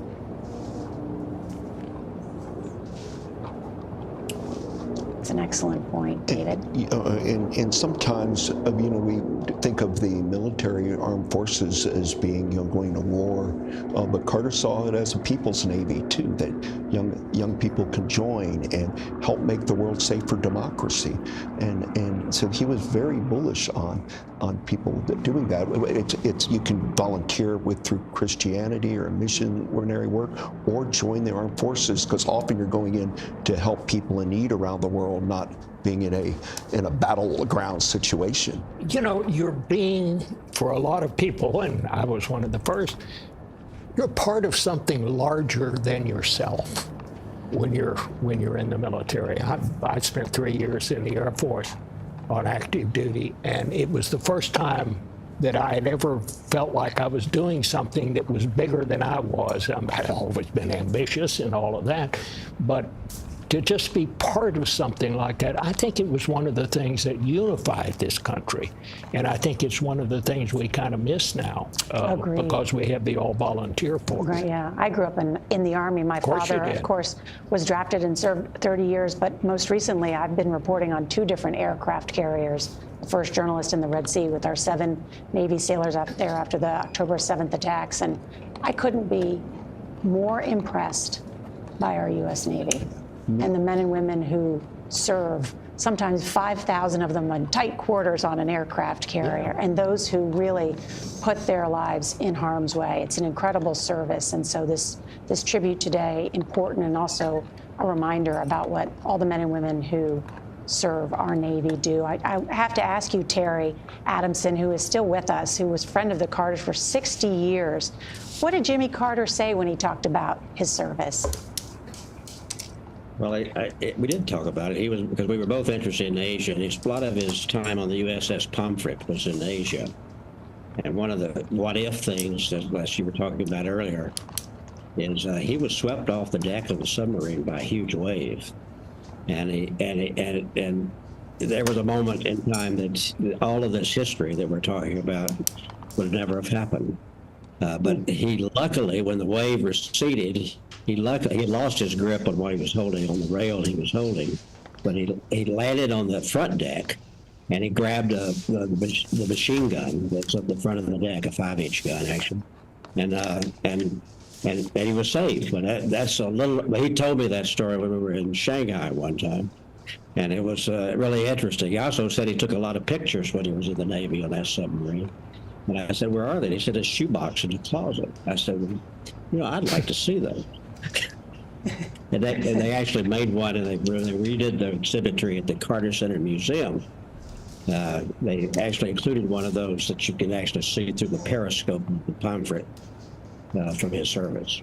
And one of the ironies here is here's this great Lieutenant Carter, Cold War naval hero, but when he ran for president in '76, it was all about no more Vietnam. So when he got inaugurated, in 1977 and did this march down Pennsylvania Avenue, he also was giving amnesty to people who draft dodged or would not serve in Vietnam. That rankled a lot of the Navy, that Carter did that. Some of the people that were, and so there had been a period here where the Navy didn't fully put their arms around President Carter. That's changed, as Robert Costa said, when they named the USS Carter. That brief shot was of the family, Jimmy and Rosalind Carter's 4 children there, and behind them, many of the grandchildren and great-grandchildren who have gathered for this procession and will accompany the horse-drawn caisson up Pennsylvania Avenue. And as we witness this moment, I want to note that during the Carter presidency, the United States was not involved in any military conflict. And the former president told Leslie Stahl of 60 Minutes in 2010 that this was not just of circumstance, but also his belief in how America should assert its influence. We went through 4 years. We never fired a bullet, we never dropped a bomb, we never launched a missile. Because of your religious views? That's part of it, because I felt that our country should be, as a superpower, the champion of peace. And some people will criticize that, have criticized that attitude, as saying that in Jimmy Carter's time we didn't look as strong. We didn't look like a superpower. There's no doubt that usually a president's public image is enhanced by going to war. That never did appeal to me. And yet on that note, too, about what Leslie brought up, did people view him as a strong president? No, because our economy wasn't doing well. We had double-digit inflation, long gasoline lines. As we've just learned about 2024, the economy matters mightily.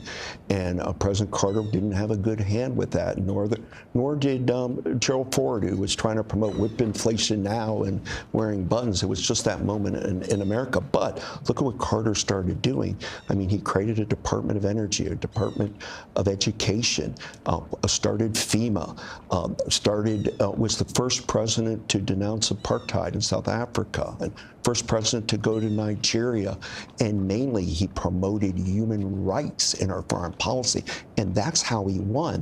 But the Leslie Stahl clip is because he told the Soviet Union, the Kremlin, you're going to follow the Helsinki Accords. What are your human rights records? Why in Russia don't you allow Bibles? Why aren't synagogues open? And he embraced Jewish dissidents that came out of Russia and said, you're welcome here in America, or helped with Israel.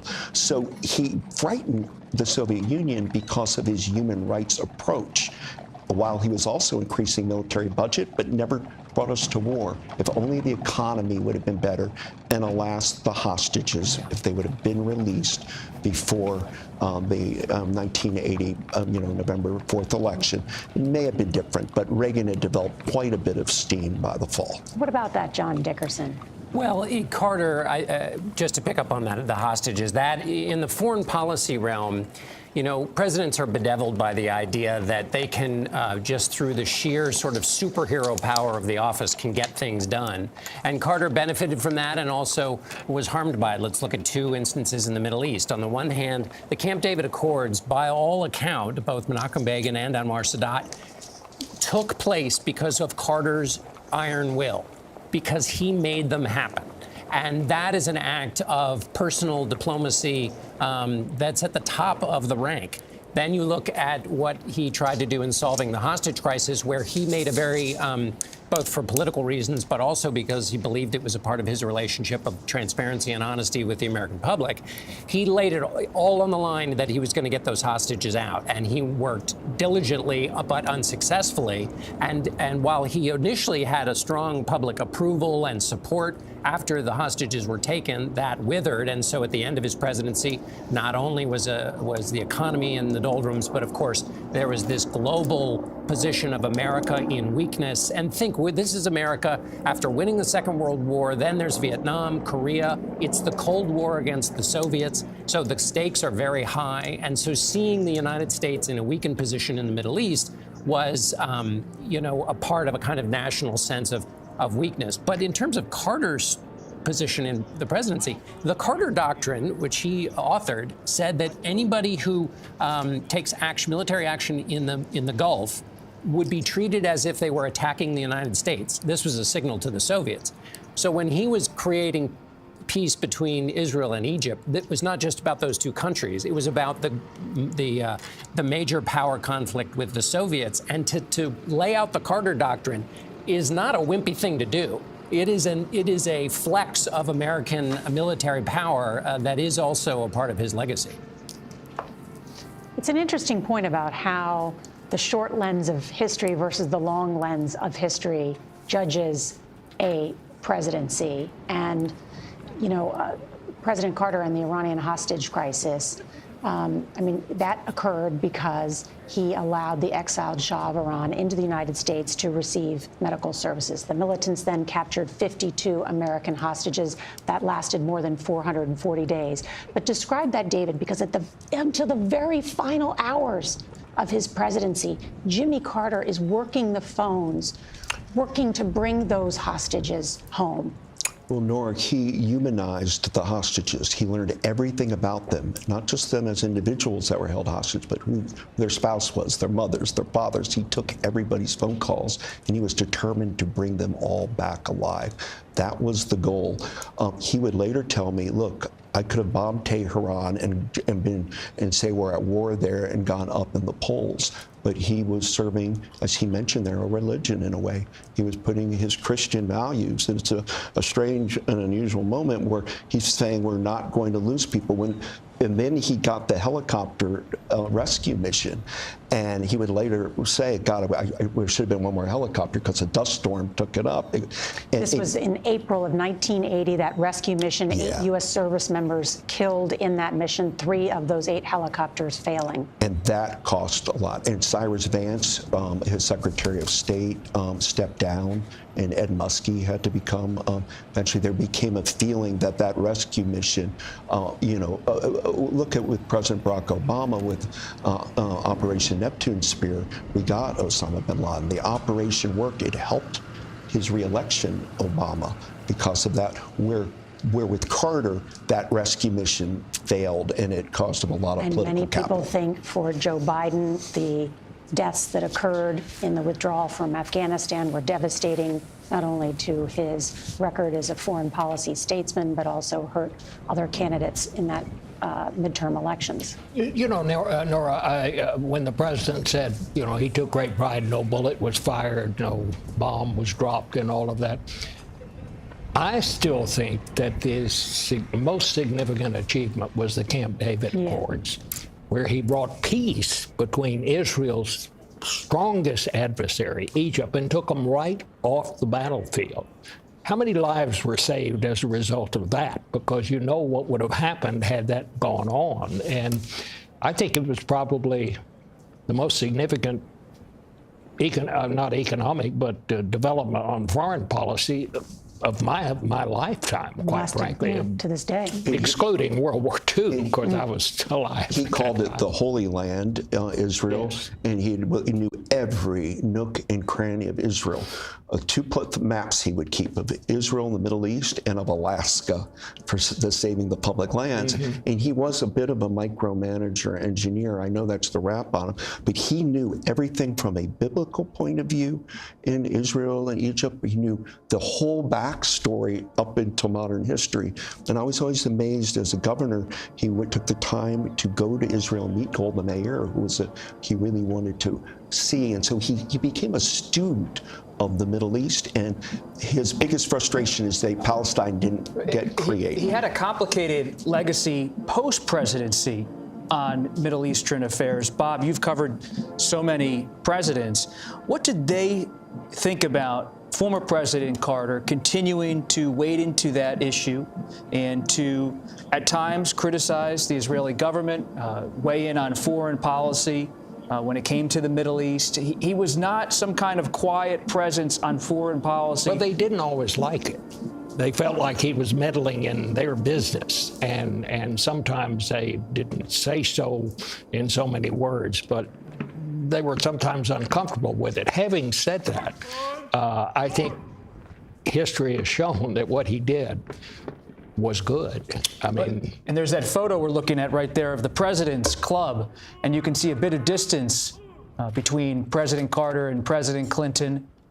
Doug, did that reflect attention, or was it just the photograph of the time? There's some tension there. He wanted to be his own person. He was not close to President Bill Clinton, per se.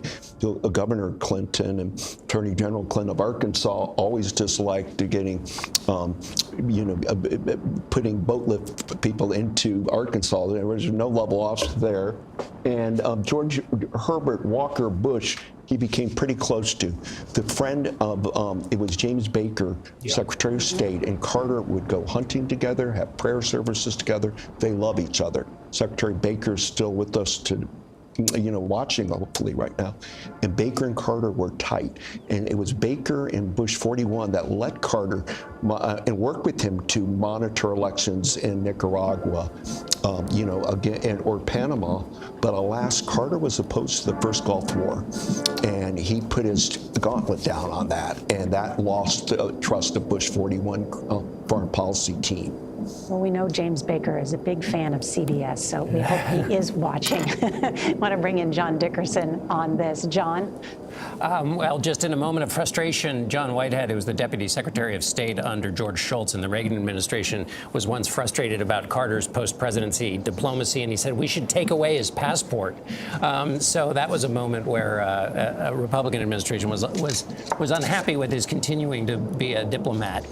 But, thinking Bob mentioned that quote that Carter said about, no shot fired. It's important, though, to remember the stakes of the Cold War that was still quite alive during Jimmy Carter's presidency. And I'm struck by a story that Zbigniew Brzezinski told, Carter's national security advisor. It was 1979. He's asleep in bed and he gets a phone call and he's told that 2,200 Russian missiles have been fired at the United States. And his wife is sleeping next to him and he doesn't wake her because he figures there's no point. They'll hit before we can have, a conversation. And he's about to call the president to tell him that this has happened, which would then initiate a retaliatory strike. And he gets a call and says, hey, it was a computer tape that sent the wrong signal and it's a false alarm.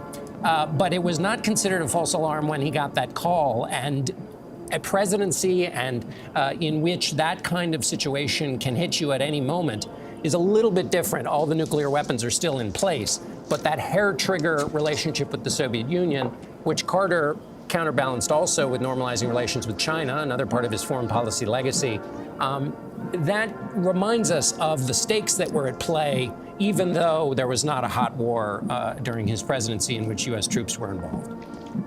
It's an excellent point, John, too, that we've not mentioned about Jimmy Carter's opening relations with China as well. And as we watch this procession and reflect on the life and legacy of Jimmy Carter, we want to bring you something unique to CBS News.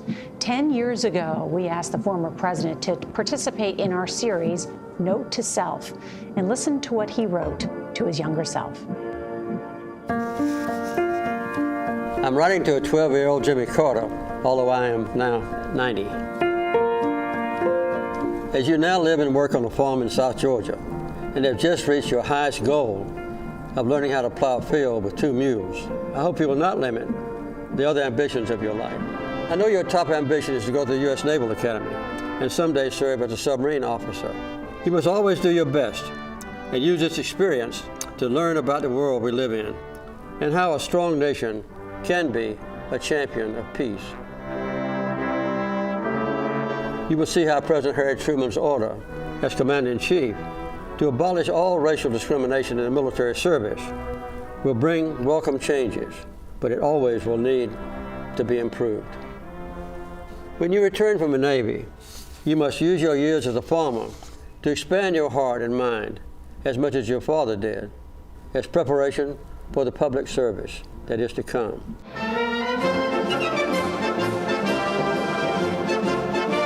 My name is Jimmy Carter, and I'm running for president. In private life and in elective office, I, Jimmy Carter, do solemnly swear. you should remember the advice that you got from your school teacher, Miss Julia Coleman. As my high school teacher, Miss Julia Coleman, used to say, we must accommodate changing times and still hold to unchanging principles. The cheers and whistles rolled over Jimmy Carter for bringing the two old enemies together. Let history record that deep and ancient antagonism can be settled without bloodshed. In Oslo, Norway today, former President Jimmy Carter accepted the Nobel Peace Prize. One of your greatest sources of happiness will be your wife, Rosalind, and the growing family that will be coming. Stay close to all of them. Bring them together whenever possible, and provide them the same help and support that your own parents gave to you. You will get to know some great people.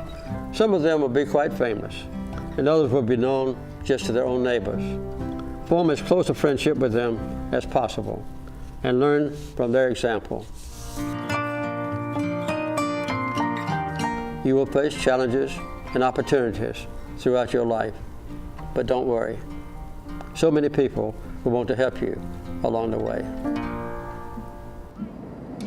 It's a beautiful note to self, as the idea and the concept, too, that we developed in CBS Mornings to write a note back to your younger self and the challenges that Jimmy Carter faced, and yet the extraordinary life that he lived of service and is being remembered for in these last couple of weeks.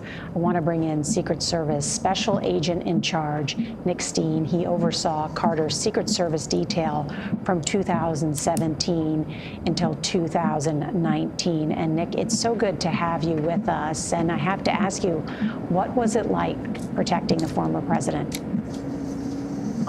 When I took over President Carter's detail, he was already in his early 90s, so it was a very different form of protection. Obviously, everybody knows the role of the Secret Service as far as protecting from threats, but there's also when someone's elderly and has that age, there's that aspect of it, the medical component. So, but in addition to that, he was still very active. I mean, we still did foreign travel. He did a lot of fishing and hunting trips. He went on Habitat for Humanity builds. So he was a very active man in his early 90s. So that also added to that element of danger because, being active, it wasn't that he was just sitting at home and we were protecting him in a chair, but we were wading through rivers and going on boats in the Gulf of Mexico. It was just, it was in many ways kind of surreal that he was able to do that and continue to do that well into his 90s. What a wonderful experience. And I know you said that being with him was like walking through history. What do you mean? It was, as a Secret Service agent, a lot of times when you're doing a protective mission, it's the now. I was on duty during September 11th and a lot of the other events before and after that where history's being made. You don't really reflect on it being history. It's just what's happening right then. But with him, a lot of our time together was him in reflection. We'd be driving around the farmlands around Plains, Georgia, and we'd have talks about him growing up and being a farmer and what farming is in the area. I learned a lot about farming from him. But I was essentially walking and living with history in every conversation I had with him. He was still doing things. I remember there was still there were some issues with North Korea when President Trump took over as he was starting to start diplomatic relations, and President Carter wanted to go to North Korea to help facilitate that. And so, but in many ways, just every day with him was kind of like a history lesson, and he was very kind to always sit and talk and tell us about his experiences, primarily before he was president. And Nick, not just protecting him and walking through history, you also went to Sunday school with him, didn't you? Pretty much every Sunday, unless there was some reason we were out of town. He was, during my time there, he was teaching Sunday schools on Sunday there at Maranatha Baptist in Plains. So every Saturday night we would try to get him home, or he would be home to prepare his lesson for the next day, and then we would have to coordinate a very large gathering every Sunday. People would come from literally all over the world every Sunday to hear him give his Sunday school lesson. We are watching the procession of the 39th president set to arrive on Capitol Hill. You can see a number of the dignitaries and lawmakers waiting there to begin this ceremony. We're speaking with Nick Steen, the special agent in charge. And Nick, I understand you're from Georgia, but you learned more about peanuts from Jimmy Carter than anybody else. I did. He'd often want to go in the afternoons to drive. We had a farm truck that we'd use as his vehicle, and he would ride in the truck and point out things. He'd often get out and walk through the fields. And he wasn't actually the farmer in the fields at the time. He would lease out his land, but it was funny. He knew every stage of, if we'd rode by the crop, he could tell if it needed more water, or he'd pull up a thing and show us the peanuts underneath growing into the ground. So he was just, he never forgot his roots there, and being a farmer from South Georgia, and growing up and learning all about that. And he didn't forget any of it. And that period between when he was in the Navy and when he ran for a government position with the state of Georgia, he was a farmer through and through, and he knew the business very well. And Nick, I know that Secret Service agents, of course, are circumspect about their dealings with presidents, but you also had a front row seat to his relationship with his wife of 77 years, Rosalind Carter. What did you witness? They had a special relationship. I mean, obviously they were married 77 years, and you know, they were a husband and wife. Without getting into detail, they would have their discussions in the back of our limousine sometimes as we were transporting him from one location to another, and sometimes they'd be angry with each other, but you'd look back and they'd be holding hands.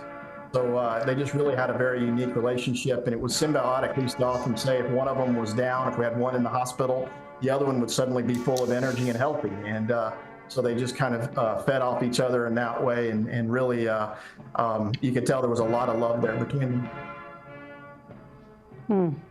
Well, Nick, the special agent in charge for 2 years of former President Jimmy Carter, thank you so much for joining us. My pleasure. I guess that's one of the lessons. If you're going to argue, hold hands at least while you're doing it. That's the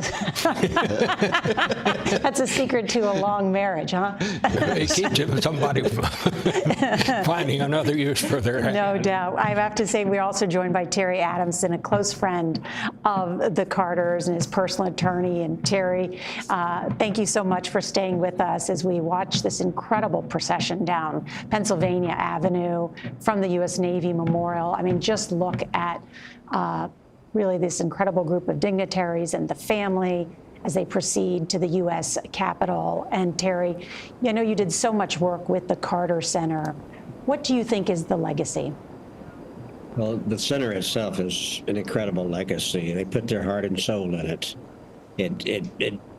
I'm sure the original dreams of it were ambitious, but it has done so much more than most of us that were a part of that for so long did. What it does in health, what it does in peace, mental health. One of Mrs. Carter's favorite subjects is she was First Lady of Georgia. It is just an incredible institution, and it has done more through the leadership of the Carters.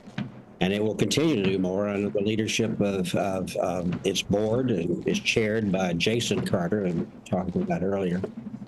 And it takes places. It works on tropical diseases that are neglected, and for the poorest and the most deprived around the world. And it's just amazing. It had over 3,000 employees, a couple hundred in Atlanta. Most are in Africa or in the Americas.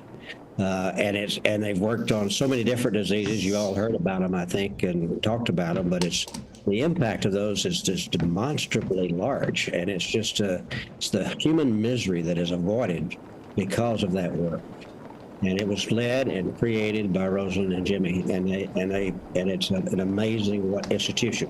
They're also working on peace. They got very involved in the American elections this year. And it's going to be a wonderful, and it has been, and always has been, because it's so wonderful that the world and the American people have seen the Carters operate for 43 years since he was president, and they've got to know him pretty well. And they learned his principles, his integrity, his honor, his belief in human rights, and his belief in justice. And I do think, I'm a firm believer that in the long lens of history, that ratification of what he is, it means a lot to how people will ultimately and are today interpreting his presidency. It's an excellent point, Terry. Adamson, thank you. Douglas? Well, it is an excellent point. And, you know, we talk about Jimmy Carter as a farmer, but there's a novelist, Wallace Stegner, wrote a book talked about the geography of hope. There's no disassociating Jimmy Carter from Georgia. It wasn't just, I'm a farmer. It was about scientific farming. He learned about soil conservation. He learned about tree planting. He learned he created his own pond and would stock it. I mean, he really was incredible at that. And just down the road, Georgia had an agricultural way station where he learned scientific farming principles. And then the Carter Center hired Dr. Norman Borlaug, the Nobel Prize winner of the Green Revolution. And Carter and Borlaug went all over the world trying to find ways to create new hybrid corn so a windstorm or a typhoon didn't kill your crops, so people would have food year round. Carter did a lot of that. It wasn't just eradication of guinea worm or river blindness. It was how to do sustainable agriculture on a global way. What is a bigger issue than that? Creating food for countries in need. Incredible. I want to go now to the east front of the United States Capitol, where we saw the flag at half-staff and this military procession. That's where our CBS's Nicole Killian is. The casket will be arriving shortly. Nicole? Well, Nora, we have just seen the advanced motorcade arrive along with a special honor guard, and you can probably see some of that procession behind me. Any minute now, we expect to see the casket of President Jimmy Carter arrive by that horse-drawn carriage or military caisson.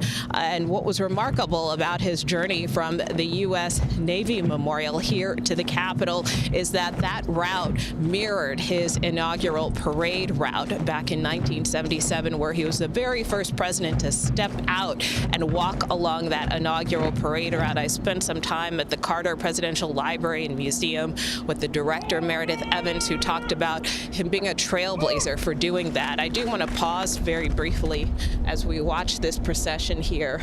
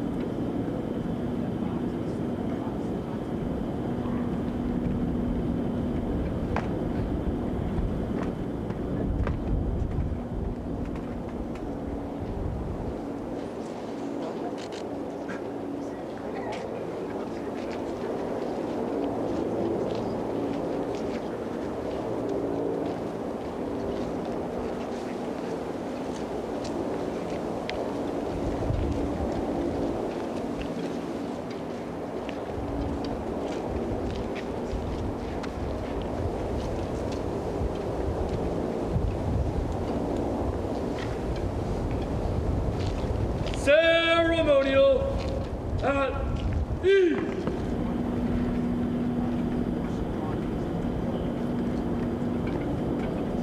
Ceremonial at ease.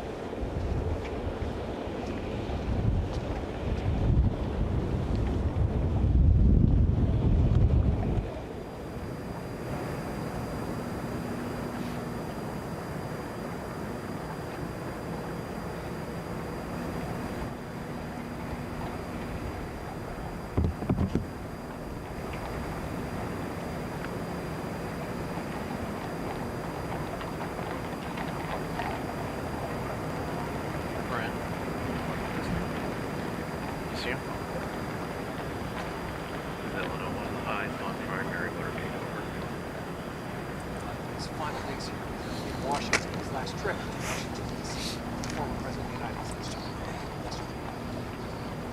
Four, go. Let's say, good.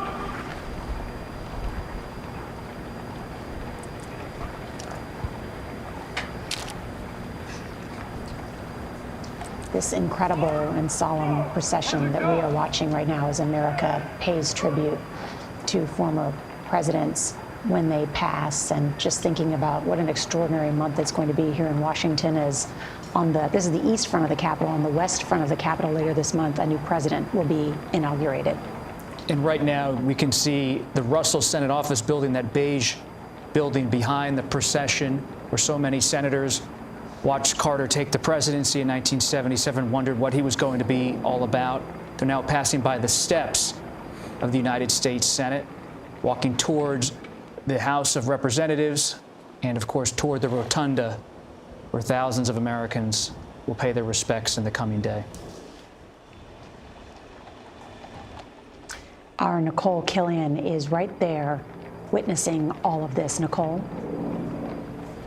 Yes, it's quite a sight to see, Nora, as we watch this horse-drawn caisson move to the center of the East Front, at which point it will stop, and we will see ceremonial troops present their arms and render honors to the 39th president, at which point we will see his casket transported up the stairs of the U.S. Capitol towards the Rotunda, where he will be joined by members of his family. But also, interestingly, he will be joined by surviving members of his cabinet. There aren't that many left. Several of them are in their 90s, but we expect the former Treasury Secretary, the Honorable Michael Blumenthal, to be here, the Honorable Joseph Califano, former Secretary of Health, Education, and Welfare, and the Honorable Ray Marshall, former Secretary of Labor, along with the widows of several former secretaries as well. So they will join the family members at the top of the stairs there, all of them here in attendance for a ceremony that will take place inside of the Capitol Rotunda. We expect to hear from Senate Majority Leader John Thune, House Speaker Mike Johnson, as well as Vice President Kamala Harris, all of whom are expected to deliver eulogies and lay wreaths in honor of the 39th president. I think it's also important to point out just how rare these ceremonies are here in the U.S. Capitol. This is really an honor reserved for some of the most distinguished Americans in the history of our country. The last U.S. president to lie in state here at the U.S. Capitol was former President George H.W. Bush back in 2018. And I remember covering that, and many people from all walks of life, all political stripes, came out during that period to pay their respects.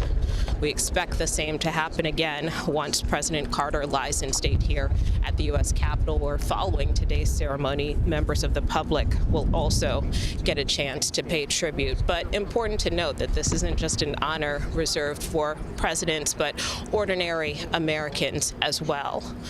Those who have served our country in such a tremendous way. And today we honor the 39th President, Jimmy Carter. Nicole Killian, thank you. And you may have caught a glimpse of the snow still on the ground here in our nation's capital following a late snowstorm on Sunday night as kids are out of school here in the nation's capital. Many of the federal offices are closed, and it's bitterly cold outside, quiet inside the Rotunda as they wait to pay tribute. This is Jimmy Carter's family. He is survived by 4 children, 11 grandchildren, and 14 great-grandchildren attending these services today. Inside the Capitol are members of Congress, the Supreme Court, the U.S. Cabinet, the Joint Chiefs, all the leaders and lawmakers from both the House and Senate, all congregating to pay tribute to the former president and hear the remarks that Nicole just laid out that some of the leaders, and including the vice president, will make shortly. We're also told that we're going to hear shortly from the U.S. Naval Academy Glee Club. They are going to sing My Country 'Tis of Thee and Eternal Father, Strong to Save. That is the Navy hymn. And there will be an invocation from the chaplain of the U.S. Senate, Barry Black, and a benediction from the chaplain of the U.S. House of Representatives, Margaret Kibben. Douglas Brinkley is with us, the noted presidential historian and longtime friend of the Carters. You spent so much time with their family. And how did they view this moment, or how have they viewed kind of these final years of the Carters' lives? With great pride because of what the Carter Center's done, and they've got to travel with him. And there's another side beyond the Carter Center, which was his love of the land and the outdoor world. I mean, one cabinet person that he was very close to was Secretary of Interior Cecil Andrus, who gets very high marks. He's gone now, but Carter was very close to him. And but Carter didn't really, and he loved William O. Douglas, the former Supreme Court Justice, because of his conservation work.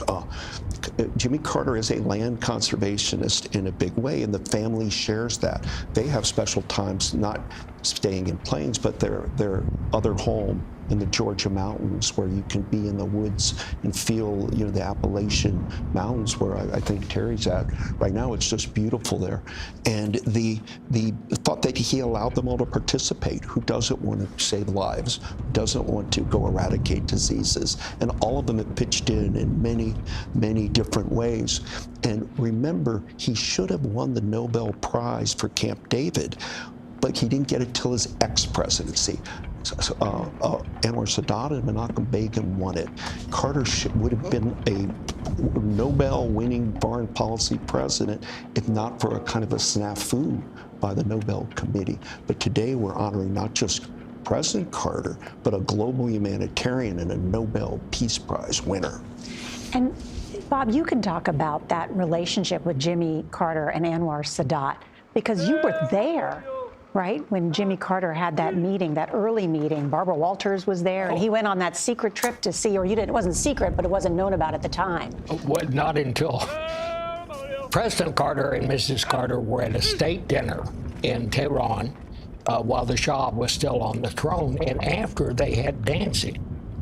And Barbara Walters and I, she worked for ABC and I for CBS, we were standing on the dance floor watching them dance, and I said, Barbara, why don't we dance over there and wish them a Happy New Year? Because it was New Year's back in the United States. And what year was this? Well, early in the presidency. Yeah, it was early in the presidency. So anyway, we walked out there, wished him happy birthday, and Happy New Year. And at that time, there was a rumor going around that he was going to make a side trip to Egypt to talk with Anwar Sadat, and this was the beginning of the talks on that led to the Camp David Accords. And one of us, I don't know if it was me or if it was Barbara, probably Barbara, we said, Mr. President, we've heard this rumor that you might be going to Egypt. Is there anything to that?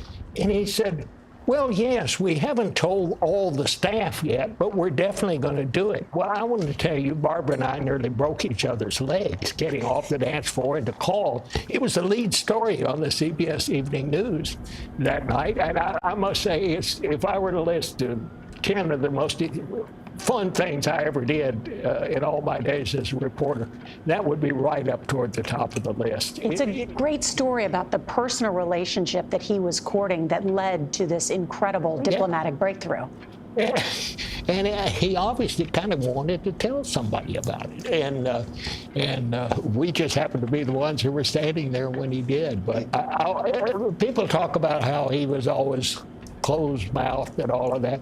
When he wanted to tell you something, he sometimes did. Mm-hmm. And And CBS News played a part of the Camp David early on in an unusual way. Walter Cronkite had an interview with Sadat and said that Sadat said, yes, I will go to Jerusalem. And, then they did the split screen, and they suddenly, actually the Camp David peace process began at CBS News in some ways, and I'm exaggerating slightly, but you know what I'm saying, that with Bob and Cronkite back in then. It was an amazing time, but I must say I think of it often, and I'm still not sure I believe it, but I said it, so it must be true. I want to bring in Terry Adamson, who is a close friend of the Carters and their former personal attorney. And Terry, as we reflect in these moments too about some of the accomplishments of Jimmy Carter, did he believe that his presidency had been judged fairly? The fact is, Nora, he didn't think about it very much. He didn't talk about it very much, and I don't believe he was worried about it. I think he felt like he had done his best, and he felt proud of his accomplishments and knew his difficulties. He lost the election kind of badly, but he thought time would take its care. He was still a young man when he stopped being president. He was 56 years old, and he lived for 43 years. And that's pretty amazing. And he accomplished a lot. And as I made the point earlier in your broadcast, the light of history looks at him and knowing him pretty well. They watched him a long time after he was president. And it really is part of his intangible legacy is the fact that people know that he's a man of conviction and fairness and judgment and human rights and service. The tangible part, of course, I said was the Carter Center, and I'm reflecting. You mentioned earlier that we're going through 3 former cabinet members, Califano, Blumenthal, and Ray Marshall, present, who are still living. And it just brought to mind very sharply the fact that when you live to be 100 years, you leave a lot of people behind. It didn't last that long. And there's so many people that are so important to Jimmy Carter, his friends and his political allies and others who are gone. And you get on like Hamilton Jordan and Jody Powell, that Walter Mondale, probably the most important role of a vice president in modern history. Griffin Bell and Cyrus Vance, great people who contributed a lot, who must be very proud today from where they sit, to watch the man they served and worked with and helped make successful and have formed his values, be given tribute by his country as he passes away. Terry Adamson, thank you. And Douglas, as Terry mentions the fact that Jimmy Carter lived to 100 years old, I mean, he beat cancer. I mean, melanoma even spreading to his brain and his lungs. What do you attribute that to? Was it his faith? He learned, for starters, to eat healthy. He read all of what doctors recommend. He never would be 1 pound overweight. He made sure, yes. And remember, he was a cross-country runner at the Naval Academy. He played tennis vigorously. Even here in Washington, he was would jog all the time. I mean, he was a fitness person and stayed in perfect shape. But he would go do whatever you're supposed to do. Get to the doctor, get checked, do all of the things we're all supposed to do. And Carter did it. But in the end, genetics plays a part in all of that. Many of Carter's family died of pancreatic cancer, including his mother. Brother Billy died of pancreatic cancer, sister Gloria, Ruth, all of pancreatic cancer. It's a little belt there in Sumter County, Georgia, maybe from agricultural dusting, but also genetics that created a cancer spike. From that was a strange time in the 50s of agriculture, because DDT was being used, and it later got banned by Richard Nixon, DDT, but the South was being sprayed with all sorts of things back then. And President Carter now looks at his farm. He did solar, and there's a new interest in organic and the like. And remember, the great African-American of Tuskegee, George Washington Carver, who was known as the Peanut Man. That's just over the border from Georgia there, that area there. George Washington Carver and Jimmy Carter, both synonymous with peanuts and as a crop, and who's still with us, who's very close, Jimmy Carter's Andrew Young, who was his ambassador to the United Nations, also from Georgia, Dr. King's closest of associates. And Carter worked with Andy Young with the International Airport in Atlanta, the Love of the Braves, baseball team, Ted Turner, CNN still with us. So there's kind of Carter in many ways is a triumph of the Georgia people, including he loved Ray Charles, you know, with Georgia on my mind, but people that were, you know, anybody that had association with Georgia, Carter was in. I spent a lot of time with Andrew Young in the last couple of years, and hearing stories from Ambassador Young, you really get a sense of Carter's journey on civil rights and on race. He grows up with this mother, Miss Lillian, who instills in him a sense of equality with all people, including Black Americans who lived in Plains and in archery.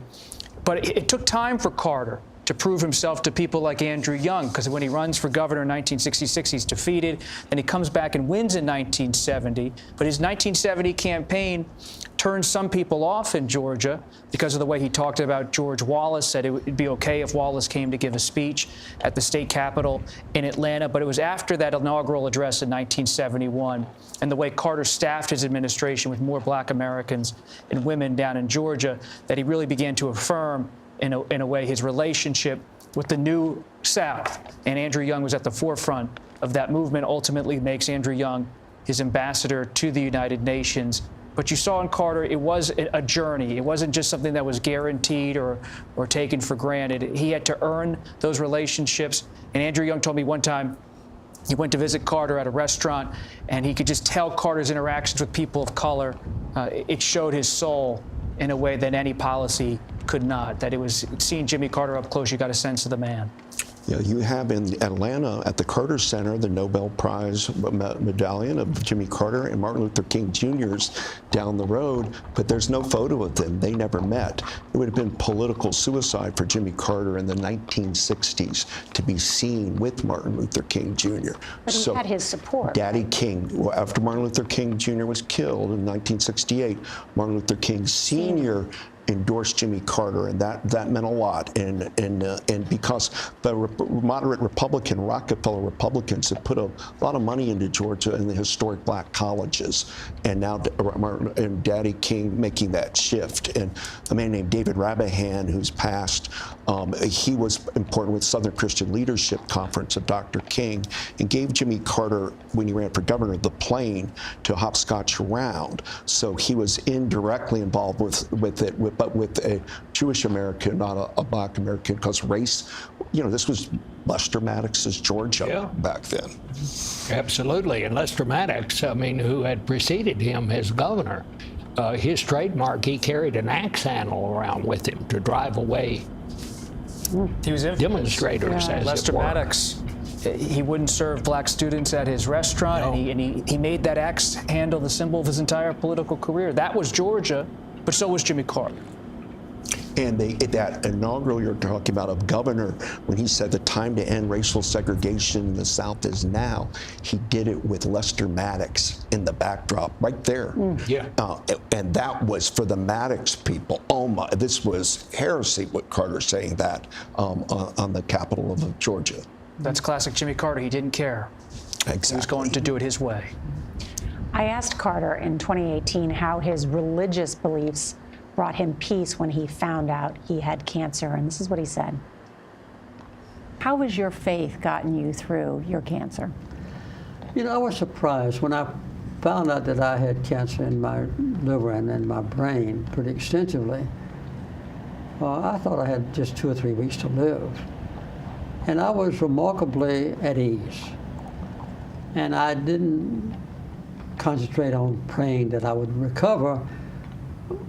I didn't even think much about that, but I just prayed and thanked God for the blessings that I had received in life, the loved ones that I've enjoyed and that sort of thing. And I was not nearly as fearful about death as I thought I would be.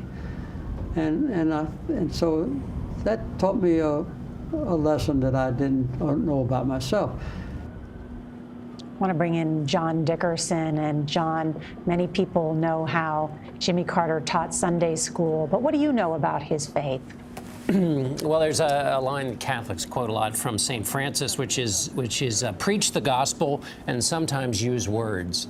And the idea being that your life is the model of the gospel, not proselytizing. And when I think of his Sunday school, obviously he gave lessons about the scriptures, but those lessons don't mean anything if his life wasn't, shot through with trying to keep himself to the standards as he saw them in his faith. And even that Playboy interview, that famous Playboy interview, which was an attempt to, improve his standing with a certain part of the electorate, he got himself into trouble because he was trying to explain that scripture from Matthew about women and having adultery in your heart. And he was trying to say that even though he believed in that, he didn't look down on anybody who might have committed adultery, and that it called on him to be humble. So this is, and that at the time, as a political matter, it obviously caused him issues with people, in part because candidates didn't talk about their religion. Candidates talk about it all the time now. But Jimmy Carter, one of his firsts was to speak about his faith so openly. And all the way through his life, and that question you asked him, Nora, and his reaction to it, and at other times he said, I've had a gratifying existence.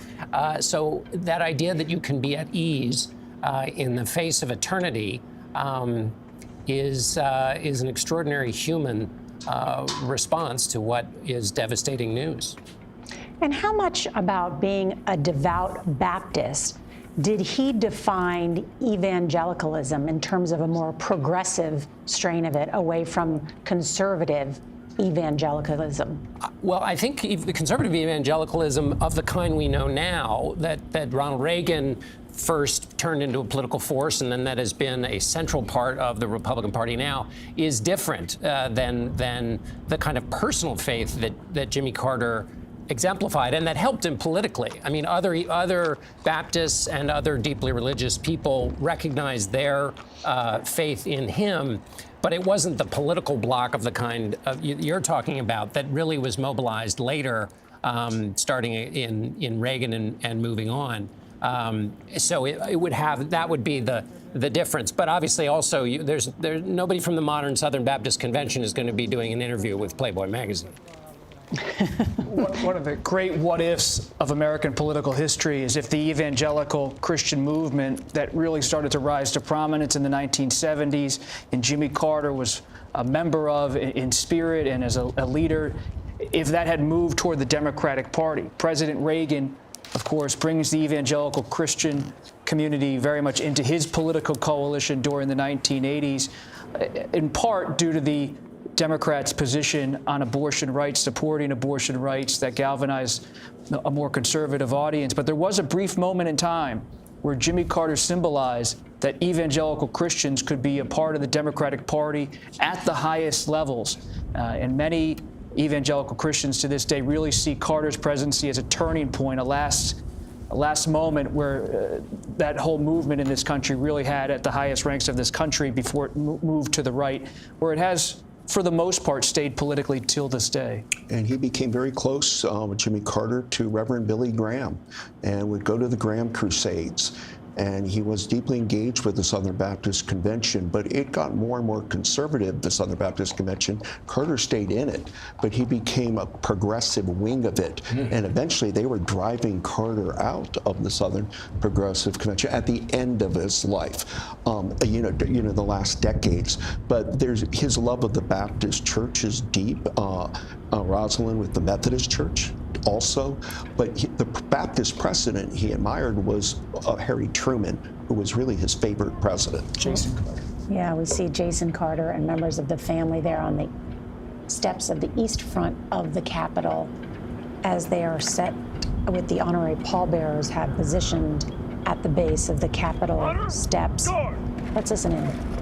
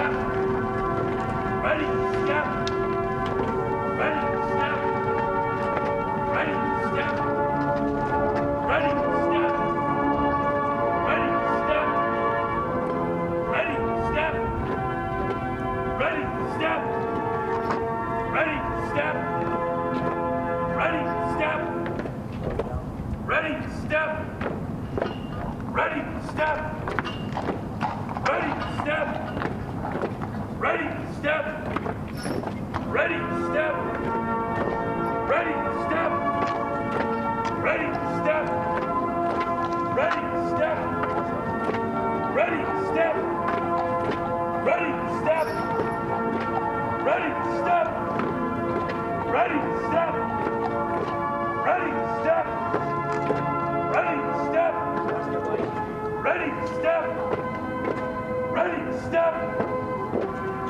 step. Ready, step. Ready, step. Ready, step. Ready, step. Ready, step. Ready, step. Ready, step. Ready, step. Ready, step. Ready, step. Ready, step. Ready, step. Ready, step. Ready, step. Ready, step.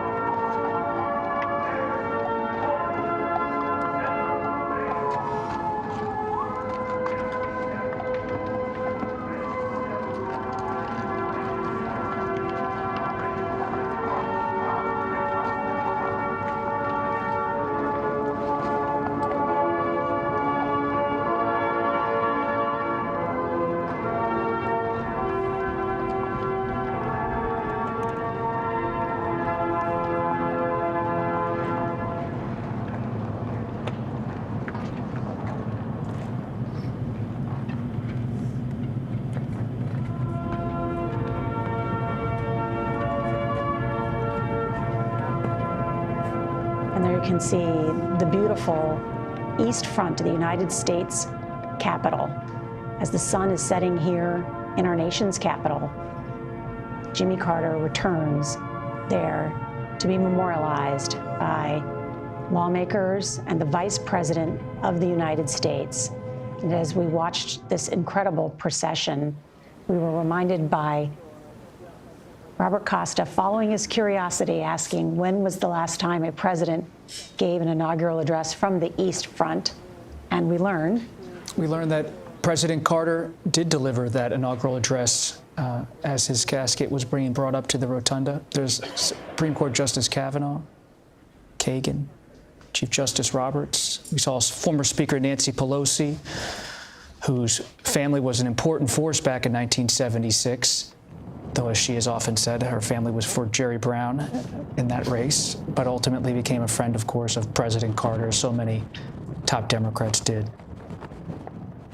And as the family makes its way into the Rotunda for the remarks, there are members of the cabinet there as well.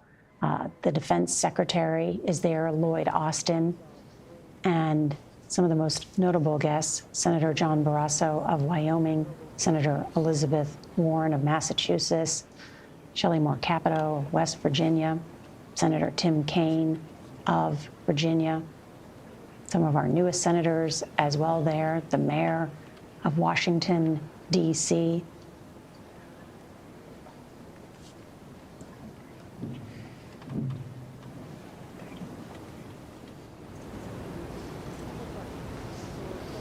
The Rotunda sits in between, as many visitors in Washington will know and familiar with the U.S. Capitol, in between the House and the Senate.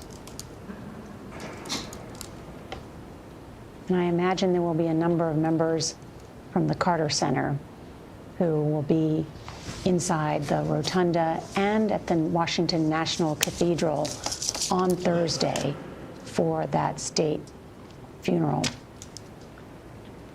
Senator Dick Durbin, Senator Amy Klobuchar, Senator Susan Collins. I could go on, Senator Tom Tillis, Ted Cruz, Jeanne Shaheen. I'm just pointing out the front row in many ways, all of them. Senator Jack Reed, the longtime chair of the Senate Armed Services Committee, John Ossoff from one of the younger senators there, the two senators from Georgia there in the front row as well. Just about everybody packed inside. Senator Warnock, a minister himself, as well as members of the House of Representatives. And if you see that raised box in the center of the rotunda there, it really has a connection, a deep connection to American history. It's the same, they call it a catafalque, where President Abraham Lincoln lied in 1865 following his assassination attempt. And it's a special piece of American history to be connected to the presidency, one of the greats, and Abraham Lincoln, now to a great man in Jimmy Carter and the life he lived. And there, the Vice President of the United States, Kamala Harris, as well as the First Gentleman, Doug Emhoff, right next to the Speaker of the House, Mike Johnson.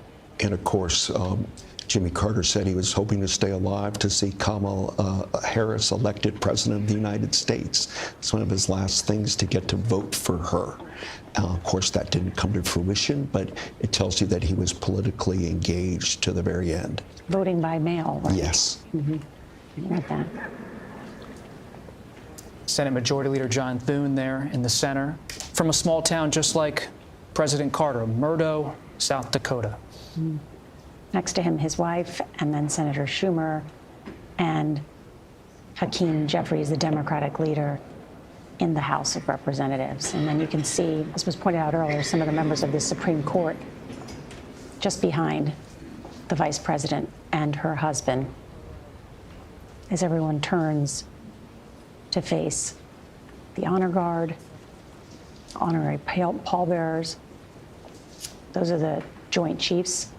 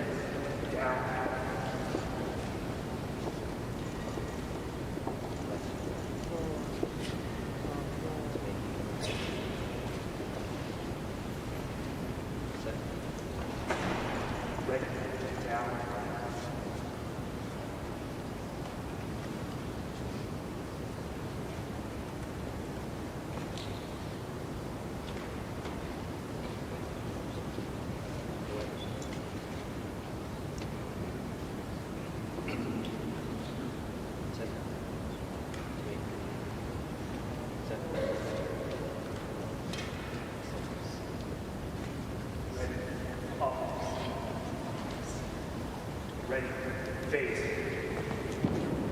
Full forward, march.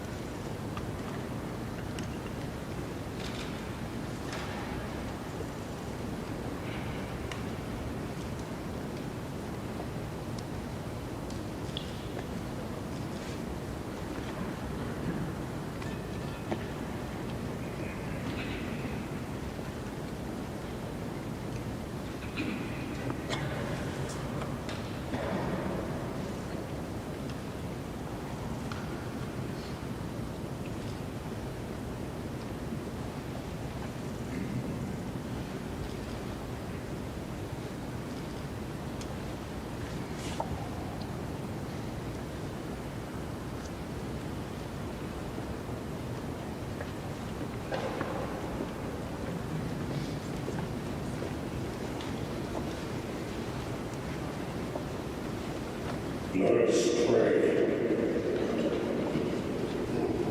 Eternal Father, strong to save, whose arms have bound the restless waves, we thank you for the inspiration of a consequential and laudable life as we celebrate the legacy of James Earl Carter, Jr., the 39th President of the United States. We proclaim your generosity to this nation and world for giving us the gift of someone with the ethical congruence to be salt and light to his generation. Lord, he made the world more palatable. We thank you for his passion for integrity, his commitment to leave the world better than he found it, and his exemplary love for his precious Rosalind. Inspired by his great life, teach us to know you more clearly, to love you more dearly, and to follow you more nearly each day. We pray in your matchless name. Amen.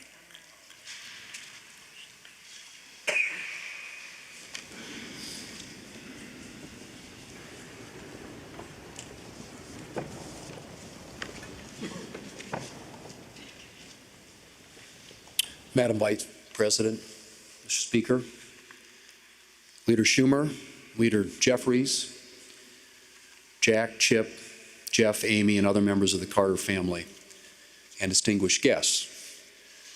Today we gather to begin a final farewell to Jimmy Carter, Navy veteran, peanut farmer, Governor of Georgia, and President of the United States.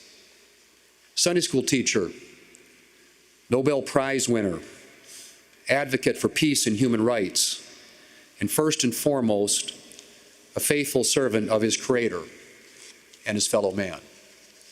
In a commencement speech he delivered at Liberty University back in 2018, President Carter told a story about going on a mission to Massachusetts back in his younger days under the auspices of the Southern Baptist Convention. During that trip, President Carter was impressed by the success of a fellow missionary in winning souls to Christ. And so as the mission was winding down, he asked him what made him so successful. He was a little embarrassed by my question, President Carter recalled, but then he finally said, I try to have two loves in my heart. One love is for God, and the other love I have in my heart is for the person who happens to be in front of me at any particular time. It was a statement President Carter said that he never forgot. And I think it's fair to say that it's also a statement he lived by. President Carter's term as president ended in 1981. And for the remainder of his life, the longest post-presidency of any American president ever, he focused on making the lives of his fellow men better. That meant things like the Carter Center, which, among other things, works for the eradication of disease in some of the poorest areas of the globe. And it meant things like his work with Habitat for Humanity to provide affordable housing for those in need. And when I say his work with Habitat for Humanity, I do mean his work. Jimmy Carter knew that his status as a former president could bring attention to good causes.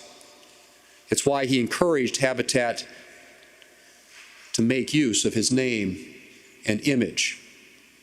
But simply lending his name, or maybe attending a gala or two, wasn't Jimmy Carter's style.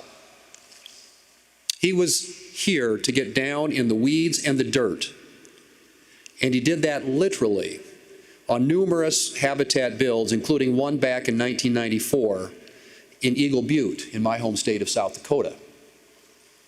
Well into his 90s, he could be found with his hard hat and tools on construction sites, doing the practical work required to get families into homes.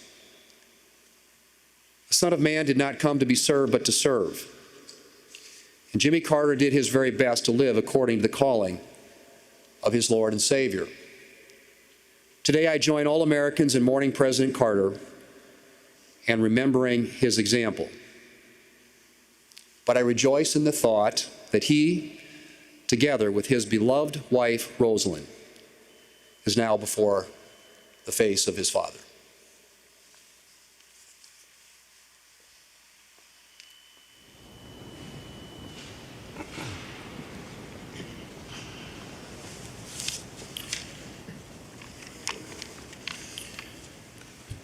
To the family, to Jack and Chip and Jeff and Amy, the entire Carter family, Vice President Harris, members of the Cabinet, Leader Thune, my colleagues in Congress, and my fellow citizens.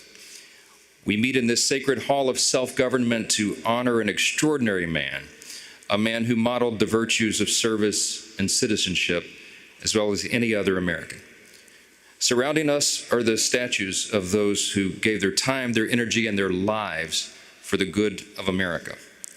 Before us lays a man who now joins their midst as a patriot, a veteran, a humanitarian, and the 39th President of the United States.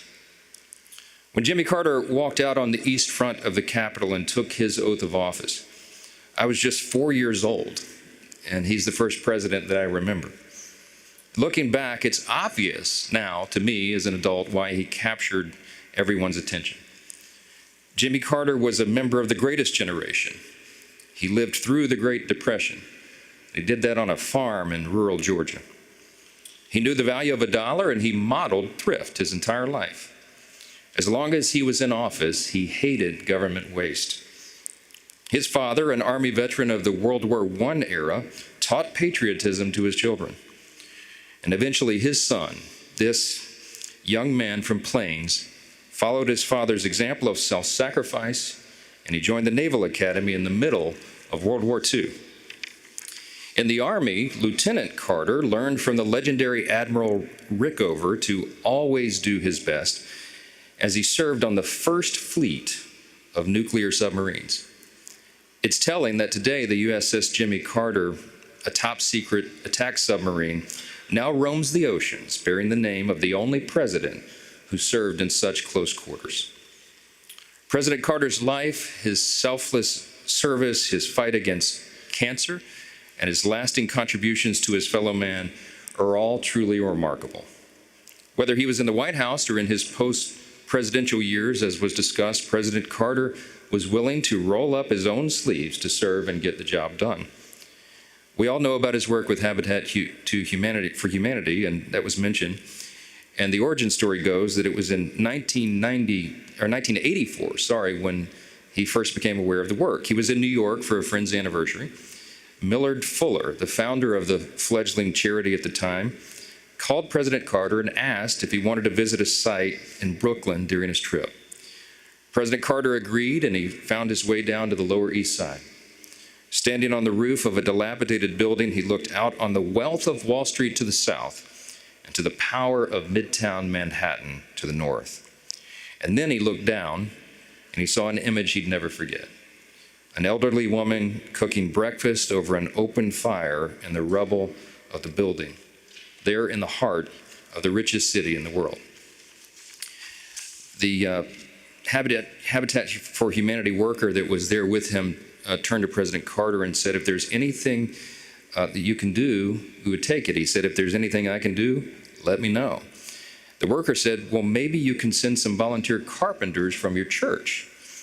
It was the very next day that President Carter called Habitat for Humanity and told them he was going to send some carpenters, all right, and that he himself would be one of them. And thus began his famous tradition of donating 1 week every year to build and restore homes for his fellow Americans.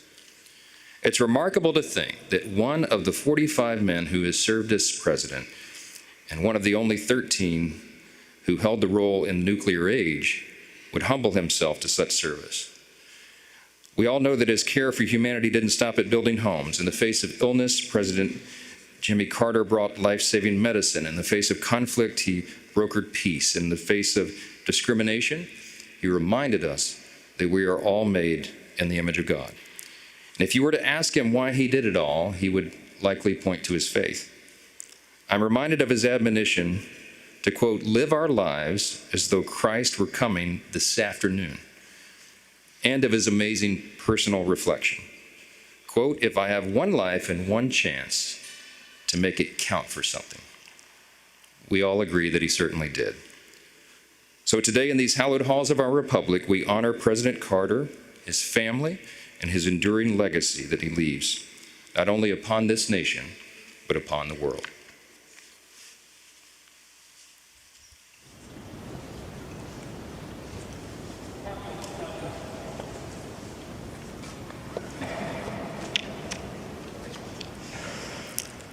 Leader Thune, Speaker Johnson, Leader Schumer, Leader Jeffries, members of Congress, and distinguished guests. It is an honor to be with you this afternoon, and to Jack, Chip, Jeff, Amy, and Jason, and all the other members of the Carter family. On behalf of the American people, Doug and I offer our deepest condolences. Being with you today, I'm reminded of the enduring words of a favorite hymn. May the works I have done speak for me. Today we gather to celebrate the life of a man whose works will echo for generations to come. A man from Plains, Georgia, who grew up without electricity or running water and served as the 39th President of the United States of America and lived every day of his long life in service to the people. President James Earl Carter, Jr. So I was in middle school when Jimmy Carter was elected president, and I vividly recall how my mother admired him, how much she admired his strength of character, his honesty, his integrity, his work ethic and determination, his intelligence, and his generosity of spirit. We have heard much today and in recent days about President Carter's impact in the 4 decades after he left the White House. Rightly so. Jimmy Carter established a new model for what it means to be a former president and leaves an extraordinary post-presidential legacy. From founding the Carter Center, which has helped advance global human rights and alleviate human suffering, to his public health work in Latin America and Africa, to his tireless advocacy for peace and democracy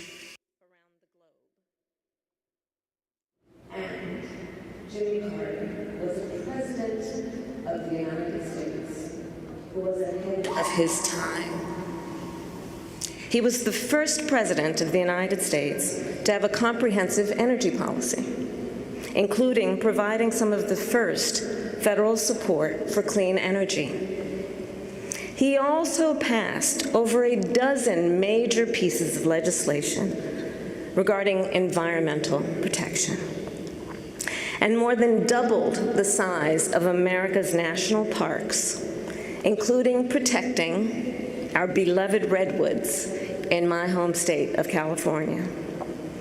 He was a president who, between the years of 1977 and 1981, appointed more Black Americans to the federal bench than all of his predecessors combined, and appointed 5 times as many women. And in the wake of Watergate, Jimmy Carter passed historic ethics legislation to help rebuild America's faith in government. Jimmy Carter, as president, was also a respected global leader. To be sure, the years of his presidency were not without international crises or challenges, but his legacy of global leadership is well established. In Asia, he instituted full diplomatic relations with China, which he would later call one of the most historically significant accomplishments of his presidency. And his legacy lives on in the Middle East because, do recall, in the decades before Jimmy Carter became president, Israel and Egypt had been at war numerous times. Few thought peace could be achieved between them. Yet Jimmy Carter did that. Through his persistence and perseverance, through his unshakable belief in the power of American diplomacy, he secured the Camp David Accords, one of the most significant and durable peace treaties since World War II. And throughout the world, Jimmy Carter elevated the role of human rights in America's foreign policy priorities, and uplifted the importance of civil society in doing that work. Jimmy Carter was a forward-looking president with a vision for the future. Consider his establishment of the Department of Energy in 1977, which anticipated the central role it would play in addressing the climate crisis. His creation of FEMA in 1979, which enabled our nation to mobilize a national response to disasters, which has helped countless communities rebuild and recover. And his founding of the Department of Education later that year, which elevated public education institutions and increased national standards for the education of America's children and future leaders. Jimmy Carter was that all too rare example of a gifted man who also walks with humility, modesty, and grace. Recall the stories from the 1976 campaign about how he slept in the homes of his supporters to share a meal with them at their table and to listen to what was on their minds. How on their first trip for Habitat for Humanity, Jimmy and Rosalind rode the bus with the other volunteers. And when the group stopped for the night to stay at a local church, Jimmy and Rosalind gave their private room to a young couple who had put off their honeymoon to join the trip. And with the other volunteers, they then slept on the floor of the church basement. And then, of course, his work to eradicate the vicious guinea worm disease that once disabled millions of people a year. It was one of the Carter Center's greatest triumphs. And Jimmy Carter, of course, given his nature, attributed its success not to his own leadership, but to the thousands of everyday Africans who were on the ground doing the work. Throughout his life and career, Jimmy Carter retained a fundamental decency and humility. James Earl Carter Jr. loved our country. He lived his faith, he served the people, and he left the world better than he found it. And in the end, Jimmy Carter's work and those works speak for him, louder than any tribute we can offer. May his life be a lesson for the ages and a beacon for the future. May God bless President Jimmy Carter, and may God bless the United States of America.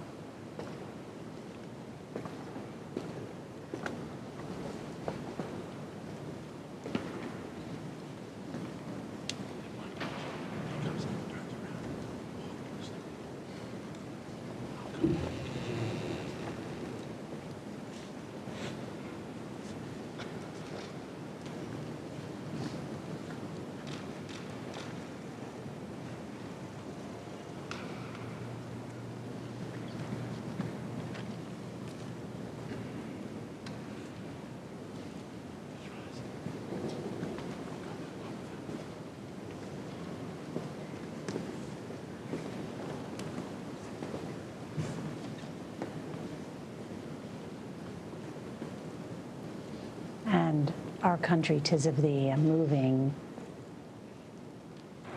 rendition by the U.S. Naval Academy Glee Club. Now you have the Democratic and Republican leader of the United States Senate delivering a wreath to the casket.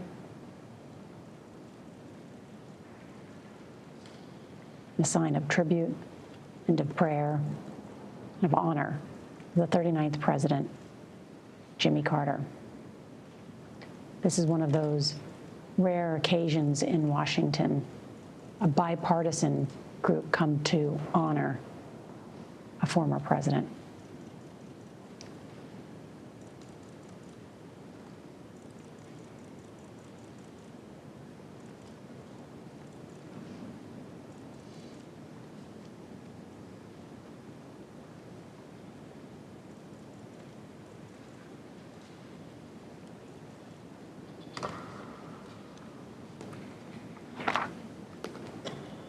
Jimmy Carter will lie in state, the U.S. Rotunda, the U.S. Capitol, for the next 48 hours, starting at 7 o'clock tonight. Visitors, anyone, can go visit and pay their respects.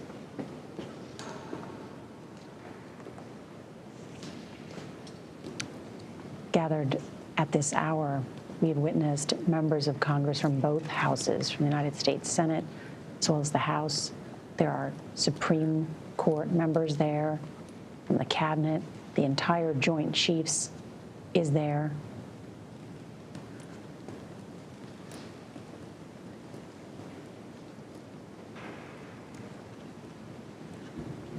As the coffin of the late Jimmy Carter is on top of what is the Lincoln catafalque that was constructed in 1865 to support the casket of Abraham Lincoln while the president's body lay in state at the U.S. Capitol Rotunda. Now you can see the two leaders of the U.S. House of Representatives, Hakeem Jeffries, the Democrat, Mike Johnson, the Speaker of the House, the Republican there.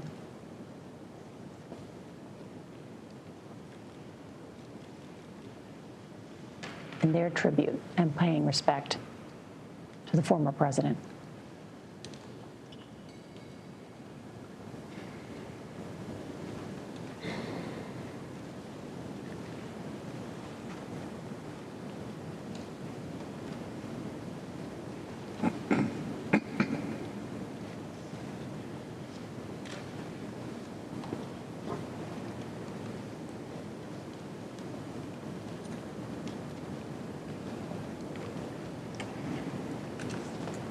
Today has been an elaborate final farewell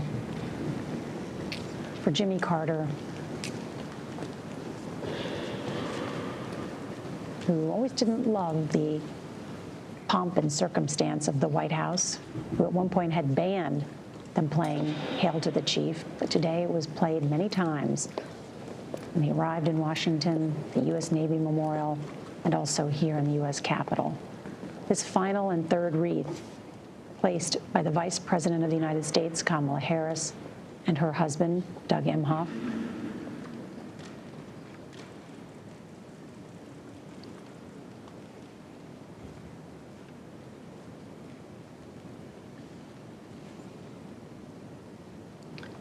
Thousands are expected to make a visit to the U.S. Capitol to honor the 39th president, who served in the White House from 1977 to 1981. Again, members of the public can visit starting tonight at 7 p.m. till midnight on Tuesday, and then all day Wednesday, the doors will be open for visitors. And then on Thursday, there will be a formal memorial at the U.S. National Cathedral here in Washington, where President Biden will speak and eulogize his friend, Jimmy Carter.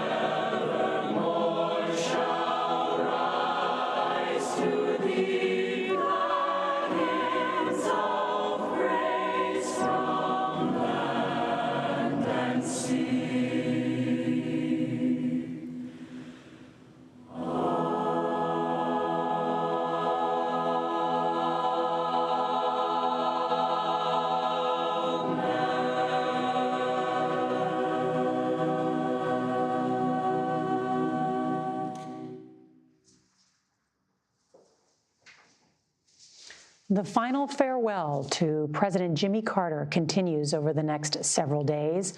As mentioned, Carter will lie in state until Thursday, and then we will bring you his funeral at the Washington National Cathedral that is live on Thursday.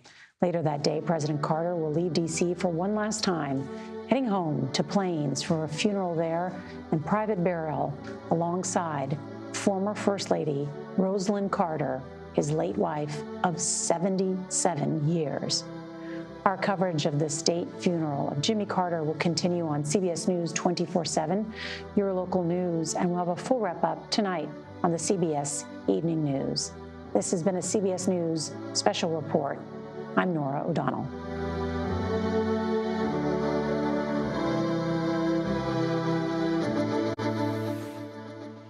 Hello, everyone. I'm Major Garrett in Washington. Welcome to America Decides and our continuing coverage of the appreciation, remembrance, and reflections on our 39th president, Jimmy Carter.